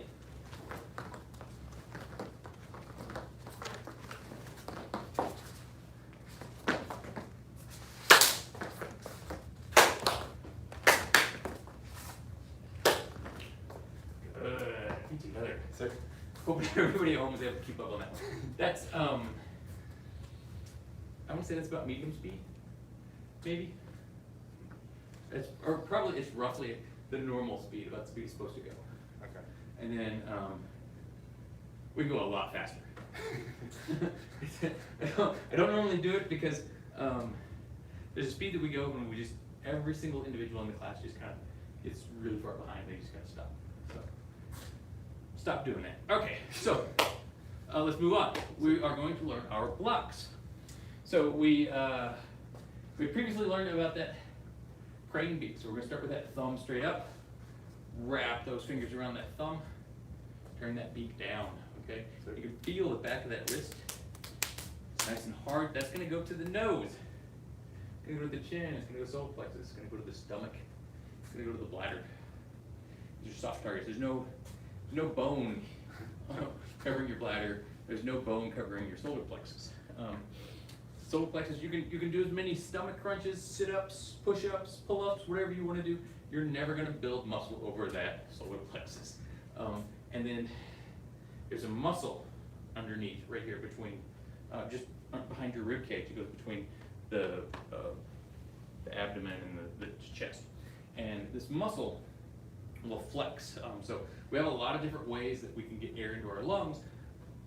One of them is the muscles around the rib cage. The diaphragm is one of them, and then your abdominal muscles are another. But if you ever have gotten hit right here in the solar plexus hard, what happens is that diaphragm, that muscle that's underneath the lungs, gets paralyzed. It feels like you're suffocating, and so that's why that's a target that we focus on. Okay, so that's where this would go right there for that. And we've done the same thing with our with our iron elbows. They're going right for that sole. Okay? Sir. Nice, good, soft hard. So our high block, this one is, it's basically exactly what we were doing before, where we have that crane beak. The wrist is going straight up, the beak is going straight down. Sir. And this one, this one's the one that we're using when we're doing all of that, the strikes and the blocks. So this one works as both a block and a strike. So it's going to work as a block for punches, and just like we were learning with our tiger front block, you very rarely are ever going to be able to catch anybody's arm with your wrist. It's going to be a move where we're going to kind of go to the side. Sir. If you use it as a block. We're gonna learn how to turn this one sideways, and it becomes a very effective block for punches later. Okay, crane high block. So when we do this one, if you have your uniform on, hopefully everybody that has a uniform at home is wearing their uniform right now. There's a seam that goes right down the middle. Okay, when we do our high block, that high block comes right up that middle seam. Okay, and we're not gonna go up here. There's no point in never going this high with the high block. It only has to go about forehead height. Sir. Okay, about as high as it needs to go. And then when we do it, it's not in front of our face. We don't have our elbow completely bent. It's not collapsed in. It's going to be out. It's going to be that straight but not straight, bent but not bent. Okay, this is the strongest position that your arm can be in for this block. Okay, so that's what they've been doing in the family class. We're going to do a few of these in Tai. Normally this is done in Tai. We're going to do a few of them in Tai, and then I'm going to go over just a few more details, and then we're going to come back and we're going to do it in our Tai, okay? Sir. Attention states. Yes, sir. Stand tall. Yes, sir. Say Tai. Say, time. Okay. Crane high block is just going to come right up that center. 1, 2, 3, 4, 5, 6, 7, 8, 9, 10. Feet together. Sir. Okay. So what happens with that hand that we're not using? That hand comes back to chamber. All right. So one hand's going to be up for that block. The other one's going to be back at chamber. Sir. We're at an angle. We don't want to go any higher than our forehead, and it's coming right up our center line. Okay. So let's do 10 more. Attention stance. Yes, sir. Stand tall. Yes, sir. Say Tai. Pay. Say, time. Right. Crane high block. 1, 2, 3, 4, 5, 6, 7, 8, 9, 10. Feet together. Sir. Okay. So our next block is going to be our crane inside block. Our crane inside block comes, we almost like to think of it like we're wiping off our forehead, and we're kind of like flipping that sweat away. This is going to kind of go into that, it'll still be that crane beak when you get to the end, but it's going to be situated underneath our armpit. Okay? So it's going to come in front of the face, and it's going to go right underneath that armpit. This one is an intercept block, so we're not blocking here. If you're blocking here, you're going to get punched. You can't stop a punch right here. We're coming out in front of our face. This is a distant, and then we're guiding it away. Okay, as that punch is coming in, we're guiding it. Yes, sir. Okay, all right. So it's not that difficult. I mean, this one actually winds up being fairly difficult for a lot of students. I have a lot of students where they either get this one correct or they get the outside block. Very rarely have I ever seen anybody get both of them correct. But do your best. We're just going to come in and it's going to form a hook. That elbow is going to be a little bit up because we want to make sure that there's room for that fist or that punch or the arm, whatever. Maybe it's the leg. Okay. Sir. Attention stance. Yes, sir. Stand tall. Yes, sir. Say Tai, pay. Say, time. Right. Crane inside block. 1, 2, 3, 4, 5, 6, 7, 8, 9, 10. Feet together. Yes, sir. All right, shake it out. All right. Whew, guess what? We're out of time. I wanted to go over that one a little bit more, but we are now out of time. Sir. All right, let us line up. We follow the 5 hearts: faith, respect, perseverance, patience, and humility. Bow to head instructor. Bow to beginner level students and everybody at home. All right. Basic training dismissed. For black sash training, get a drink of water. Come back out, and we are going to work on our crane section of our 108. So,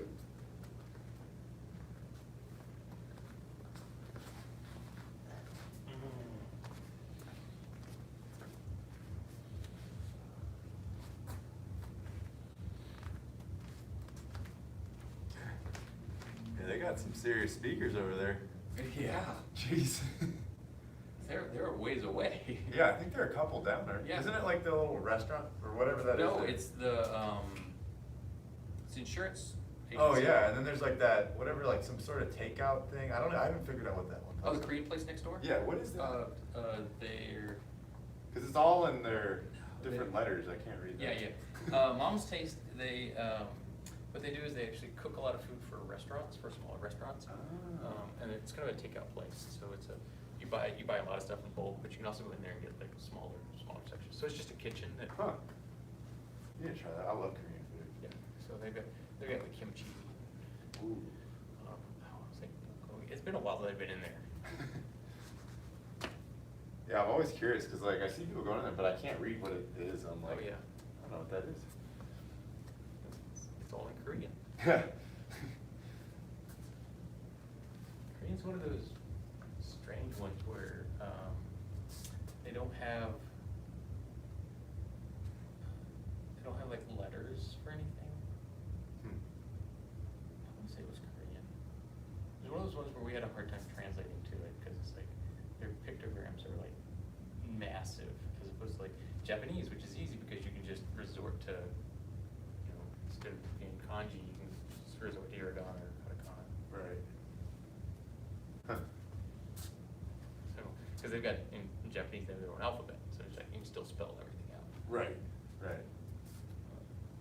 As opposed to like Chinese is also kind of the same way, where everything's it's like 2,000 pictograms, and you got to memorize all of them. Jeez.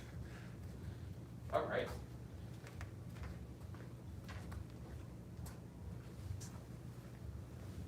Crane section of 108. Hope everybody ready for this. Hope everybody practiced. I'm gonna put one of you guys on the spot today. All right. So I'm gonna run it a couple times up to the point where we know it. I'm gonna have one of you guys lead it, and it's fine if you get it wrong. It doesn't matter. And then what we'll do is we'll run it one more time. So I'm gonna do it twice. One of you guys will do it once. I'll do it one more time, and then we're gonna learn some of the new stuff. Okay. Sir. All right. So we're gonna start right here in that bow stance. We're gonna do our hard and soft. So we're doing that back fist comes in, step, step, crane walking, sitting arm, hand, and waist. One finger asks the question. Crane lead punching. Fist through the sleeve. Fist through the sleeve. Hard and soft. Hard and soft. Crane walking. Sitting arm, hand, and waist. One finger asks the question. Crane lead punching. Fist through the sleeve. Fist through the sleeve. All right. Reset. We're gonna start right here. Hard and soft. Hard and soft. Crane walking. Crane walking. Sitting arm, hand, and waist. Sitting arm, hand, and waist. One finger asks the question. One finger asks the question. Crane lead punching. Crane wing punching. Fist through the sleeve. Fist through the sleeve. Hard and soft. Hard and soft. Crane walk. Crane walking. Sitting arm, hand, and waist. Sitting arm, hand, and waist. One finger asks the question. One finger asks the question. Crane lead punching. Crane wing punching. Oop. Fist through the sleeve. Fist through the sleeve. All right, good. Okay, I have a volunteer. All right, Mr. Nelson. Sir. This is how you get better. Yes, sir. All right. Ready position. Hard and soft. Crane walking. Forget the name of this one. Sitting arm, hand, and waist. Sitting arm, hand, and waist. One finger asks the question. Crane wing punching. Fist through the sleeve. Hard and soft. crane walking, sending hand and waist, one finger asks the question, crane wing punching, arm, or fist to the sleeve. Fist to the sleeve. Good. All right. Very good. Okay. So there's only one thing I wanna kind of correct on this one, Sure. and that was after you did your second hard and soft crane walking, Sure. you wound up with your feet in this position. Sir. And they should be in this position. I knew it was a little- yeah, I knew it was a little off. It's very easy to get off. Sir. I'm not gonna fault you on this one. Any of the ones where we learn it on one side and then we try to learn it on the other side, it's hard. Yes, sir. So I never ever get on to students for not getting it on the second side, because you're trying as best as you can Yes, to sir. put that in your brain. Yes, sir. Okay, so we're gonna start right here. Okay, we're gonna do our hard and soft. Ooh, I didn't do my hands. Ooh, hard and soft, crane walking. Descending arm hand waist. Arm and waist. One finger asks a question. Next question. Crane wing punching. Punching. Fist to the sleeve. Fist to the sleeve. Hard and soft. Soft. Crane walking. Crane walking. Descending arm hand waist. Setting arm hand waist. One finger asks a question. Finger asks a question. Crane wing punching. Crane wing punching. Fist to the sleeve. Fist to the sleeve. Good. Everybody get that? Hopefully everybody at home got that. I'm curious, how many people are actually on? Yes, we got 2 people right now watching. It's probably 2 families. So, our next move after this, after our fist to the sleeve, what are we on? Alright, so we should have our right fist forward. Sir. Okay, and so our next set of moves are gonna be, they're very similar to our, The snake. our crane section of our life skills. There's gonna be a hook here, strike, hook, strike. All right. So when we first start this one, there's gonna be I should have prepared for this. You're basically gonna strike with the side of the hand. Okay.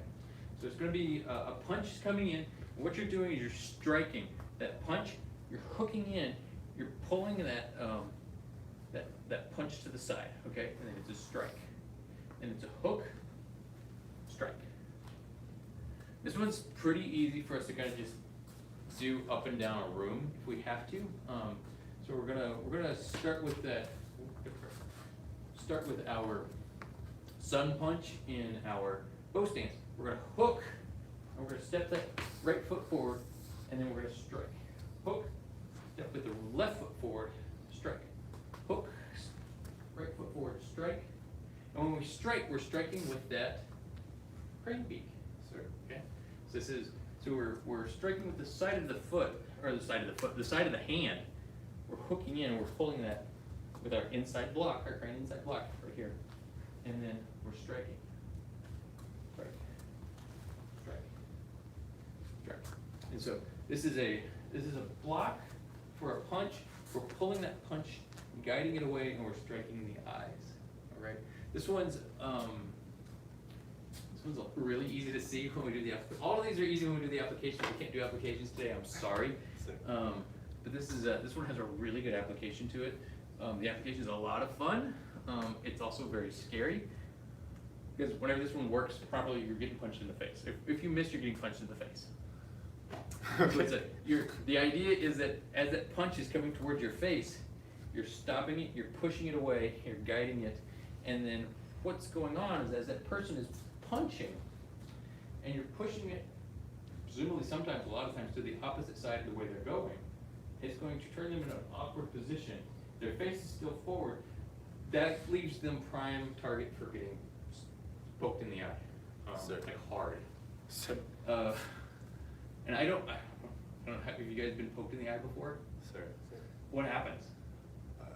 Can't see. You can't see for a short period of time. Yes, sir. You actually go blind. Yeah. It is the weirdest sensation when it happens. And it really depends, 'cause like, if it's just a short poke, you'll go blind for a short period of time, and then you start to see things kind of a funny color, and then eventually come back. Sometimes everything will just go red for a while. So this is very dangerous. Please don't do this with your friends. Sure. But yeah, that's the application here is it's that block, eye poke, block, eye poke. So kind of ideally what you would be wind up doing here is you'd be you block one punch, poke one eye, and you block the other punch, poke the other eye. Can you go over like the footwork with the step? Yes. Okay. So we're going to block the hand. We're going to hook in. As we hook in, we're going to step forward and strike. Ah, okay. Hook, step, strike. So the question was to go over the foot placement on what's going on every time we do our hand placement. So the first thing we do is after our punch is we're going to do that block. And as we're pulling in, we're going to step forward. And as we step forward, we're striking. Okay? And it's going to be that same block at the side of the hand. Block, pull in, strike. Okay? Good. All right. Let's fold all of that in. Let's put that into the end of the routine that we've already got so far. Okay? Sir. So we're going to start right here. Do our hard and soft. Crane walking. Descending arm, hand and waist. Hand and waist. One finger asks a question. Crane wing punching. Punching. Fist to the sleeve. Fist to the sleeve. Hard and soft. Soft. Crane walking. Crane walk. Descending arm, hand and waist. Finger on hand and waist. One finger asks a question. Question. Crane wing punching. Crane wing punching. Fist to the sleeve. Fist to the Okay? sleeve. This first one's going to be our crane pecking. Crane pecking. Okay? And the second one's going to be revive the crane. Revive the crane. Yes. Crane pecking and revive the crane. All right, we have just enough time to do it one more time. Sir. Okay? So we're going to start right here. Hard and soft. Hard and soft.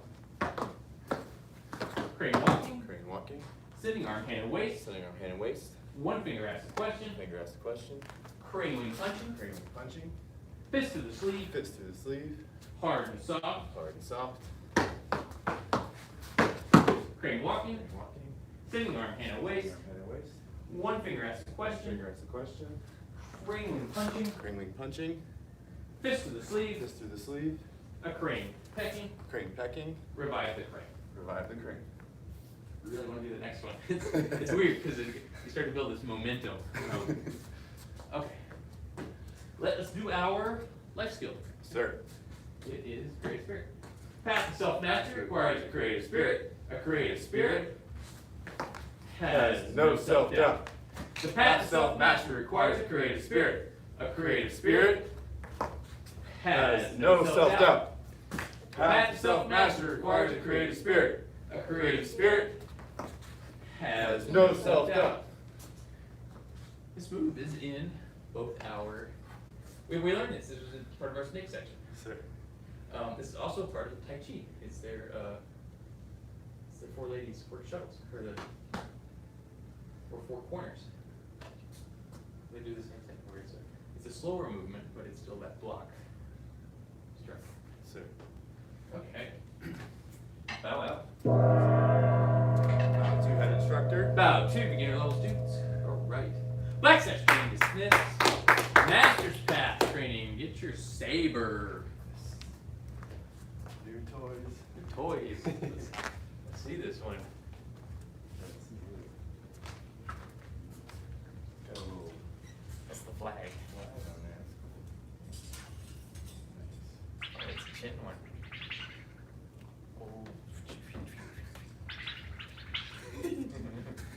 That's a cool sound.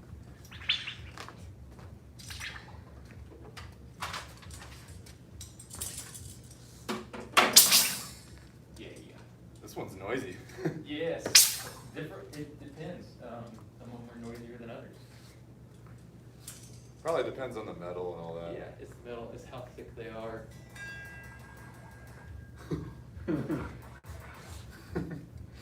So that's also probably one of those ones where you don't even have to do the fighting. You just kind of go through it. Yeah. Okay. We are going to practice our down cuts. Sir. We're going to do 20 down cuts on each side. So 1, 2, 3, 4. And then you're going to do 20 up cuts on each side.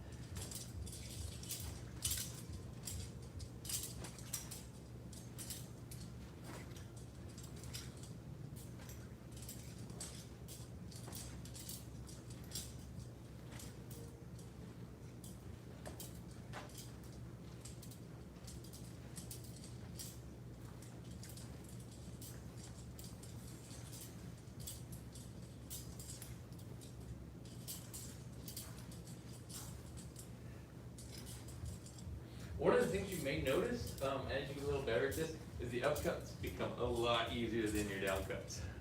It's, there's a better flow for that upcut than there is for that downcut. Okay. You really wanna, everybody really wants to use their wrist for that downcut. That would make it easier, but if you keep that wrist nice and solid, it makes that downcut a little awkward. So you have to use your waist in order for that downcut to be an effective downcut. So, okay, we learned the first 10 moves, didn't we? Yes, sir. Wow. All right. We got 15 minutes. We can get through the whole thing in 15 minutes. We're not going to. Let's learn the next 10 actually. I think it's 10. Let's learn the next 10. 10 stance. Yes, sir. Stand tall. Yes, sir. 1, 2, 3, 4, 5, 6, 7, 8, 9, 10. Push it. 1. So we're stepping forward. We have to make some room. 2, push. Now for 3, we're going to step back. So feet are going to come together. Your left hand is going to go up, and your saber is going to go behind your back. So it's going to go up, and it's going to go behind your back. Good.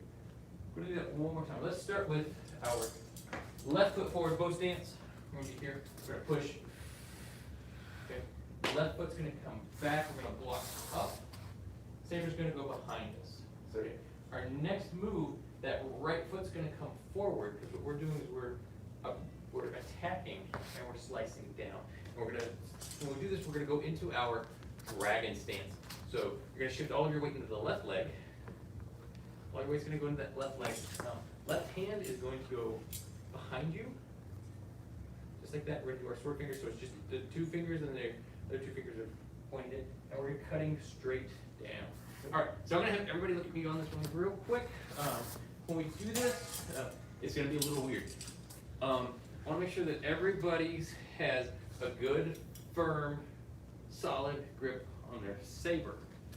Because when we do this one, we're not pointing forward with it. We are cutting down, and so you'll notice that my hand is making a 90 degrees with this saber. Sir. Okay, so it cuts straight down like this. Sinking low. And your hand's gonna point behind you. Left hand's gonna point behind. Okay, so let's do both of those together again. So we're gonna start right here with that left forward bow stance. Saber straight out, and we're pushing 1 finger to right shaft. We're gonna block high, we step back, and we're gonna cut forward as we step forward. This is our bow stance. It's gonna be tough. Okay. Feet together. So let's break that. All right. So that gets us where? That gets us 4 moves into 14? Yes, sir. Okay. Then stance. Yes, sir. Stand tall. Yes, sir. 1, 2, 3, 4, 5, 6, 7, 8, 9, 10. Pushing. 1, skipping. 2, push. 3, we're blocking high. Saber's going behind us. 4, we're dropping to our dragon stance. We're cutting in front of us. All right. 5 is going to be pretty easy. So when we do 5, all we're doing is we're coming up and we're blocking. Left hand's going to come to your solar plexus. Saber's going to point straight down, and it's blocking in front of us. Okay, so this is our 5. And when we're in 5, this is we're coming straight up into our bow stance. Bow stance with our left hand over solar plexus, right hand with the saber pointing straight down. So good. Let's do this one more time, and because the next move is really tricky, and it's going to take the rest of the class to actually get that next one. Sir. Usually it takes the whole class. Okay. Stand stance. Sir. Stand tall. Yes, sir. 1, 2, 3, 4, 5, 6, 7, 8, 9, 10. 1, 2, 3, step back, 4, cutting down, 5, we're coming up to block. And left hand's is slow places. Okay. This next move's hard. I'm gonna say it's easy. We're just doing, okay, we come down, we come up. The next move is we're just doing our monkey hop. Okay? It's that easy. So, here's where this one gets tough. You're going underneath that saber. So I'm gonna try to break this down. So it's gonna start with our sabers directly in front of us. We're gonna do this kind of as a breakdown. We're going to pull that saber over to our left shoulder. It's gonna go completely around us. We're gonna keep turning, and then it's just gonna end up pointing straight in front of us. That's it. I mean, it's this easy, but this one's always really hard for everybody. Okay. So we're blocking. Saber's pointed straight down. We're just gonna come underneath it. It's gonna go over our left shoulder. It's gonna go all the way around. And it's gonna go forward. Okay. That's easy. So I'm gonna have you guys do that one on your own. Sure. A few times. So we come up. Saber's pointed straight down. And you're just gonna go ahead. Yeah. We're rotating the opposite way as during the crane stances. Is that right? Yes. Yeah, I think that's why initially I was like, what? Yeah. Just spinning the other way. You're spinning the other way.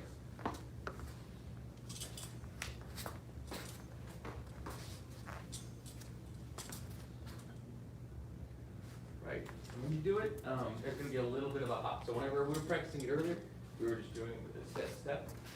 When you do this for real in the form, there's going to be a little bit of a hop, but not much. Okay. This one on your own a few times. We're going to put this one into the form, and then I'm going to go over a few minor corrections on this one, or a little bit of cleanup on it. So,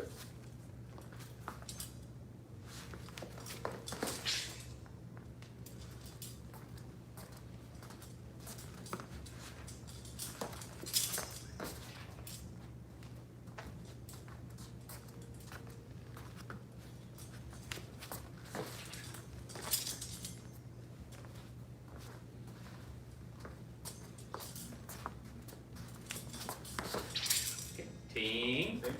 All right, I'm hoping everybody at home did just as well as everybody here, because everybody seemed to have nailed this, and we're just gonna move on. So we're gonna run the whole thing. We're gonna get up to that point, and then we're gonna learn the next, I think it's 3 moves. Okay. sir. We've got plenty of time. We've got about 5 minutes left. Sir. All right. So we're gonna start with our attention stance. Sir. Stand tall. Yes, sir. 1, 2, 3, 4, 5, 6, 7, 8, 9, 10. Push. 1, 2, 3, 4, 5, 6. That was our monkey hop. And then this is gonna start here, but then we're gonna pull back for 7. All right, so we're pulling that saber back to our hip, and then we're gonna step forward.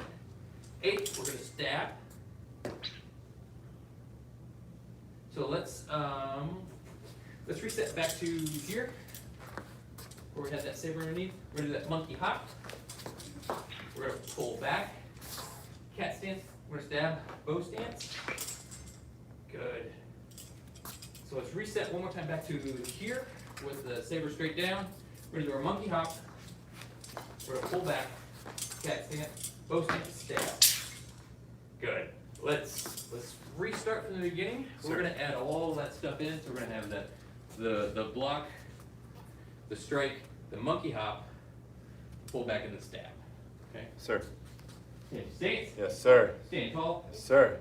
1, 2, 3, 4, 5, 6, 7, 8,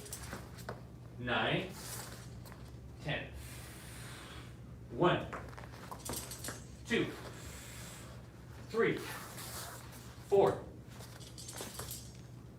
5, 6, pull back for 7, 8. Good. Okay. Let's learn that next move. Next move, I want to kind of go over this one as what the application is, because every time I've seen this one get taught, it's very easy for students to wind up on the incorrect leg on this one, and then it messes up the rest of the form. Sir. Okay, and then once you understand what the application is, it makes it a little easier. So the first thing I want to do is I want to kind of go over the movements for this one. So we're starting with that right foot forward. We've just done our stab. We're going to bring that saber up to our left shoulder. We're going to throw the saber as hard as we can to the right. Okay, throw it really hard to the right, and then we're just going to come up onto that left leg. Okay, good. So here's what's going on with this one, because what I will a lot of times see students do is they will cut with that saber, and they'll come up on that right foot. Or coming up on the left foot. The reason is because we're retreating. Okay? So we come in for a stab. Somebody is coming in with a saber or a sword or a spear, and we are knocking it out of the way and retreating. Okay? And then when you're done, it's going to wind up on your left shoulder. Sir. Good. All right. That's so we learned 7 moves today. That's a lot. That's a lot. So that's, there's just one more. It's a little tricky. I think we can preview it today. Let's run it all the way up to that part, and then let's learn that last move. It's gonna be the double front kick. Okay? Sir. All right. Attention stance. Yes, sir. Stand tall. Sir. 1, 2, 3, 4, 5, 6, 7, 8, 9, and 1, 2, 3, 4, 5. Okay. No, it's just right there at the solar plexus for anybody at home. It's still solar plexus. Okay. 6 is monkey hop. Pull back for 7. 8, we're gonna step forward. And then 9, we're gonna do that defensive move we just learned. We come right back up onto your left shoulder. This next part's gonna be hard. All right. So what we're gonna do is that right foot's gonna come down, left foot is going to pump, and we're going to kick. This is our double front jump kick. Okay. So let's start right here with the stab. We're going to do that deflect and retreat. Step for that right foot, pump with the left leg, kick. Good. And it's gonna be just a regular pop kick. So, all right. We're out of time. That was a lot, though. That was 8 moves. That was. You can start to kind of see the dynamics of how this routine works. There's a lot of jumping. It's a lot of fun. There's a lot of good moves in it that you need to do. It's a really dynamic routine. I think if you haven't learned it before, you're really gonna like this routine. Sir. All right. Let's bow out. Bow to head instructor. Bow to beginner level students and everybody at home. All right. Master Training dismissed.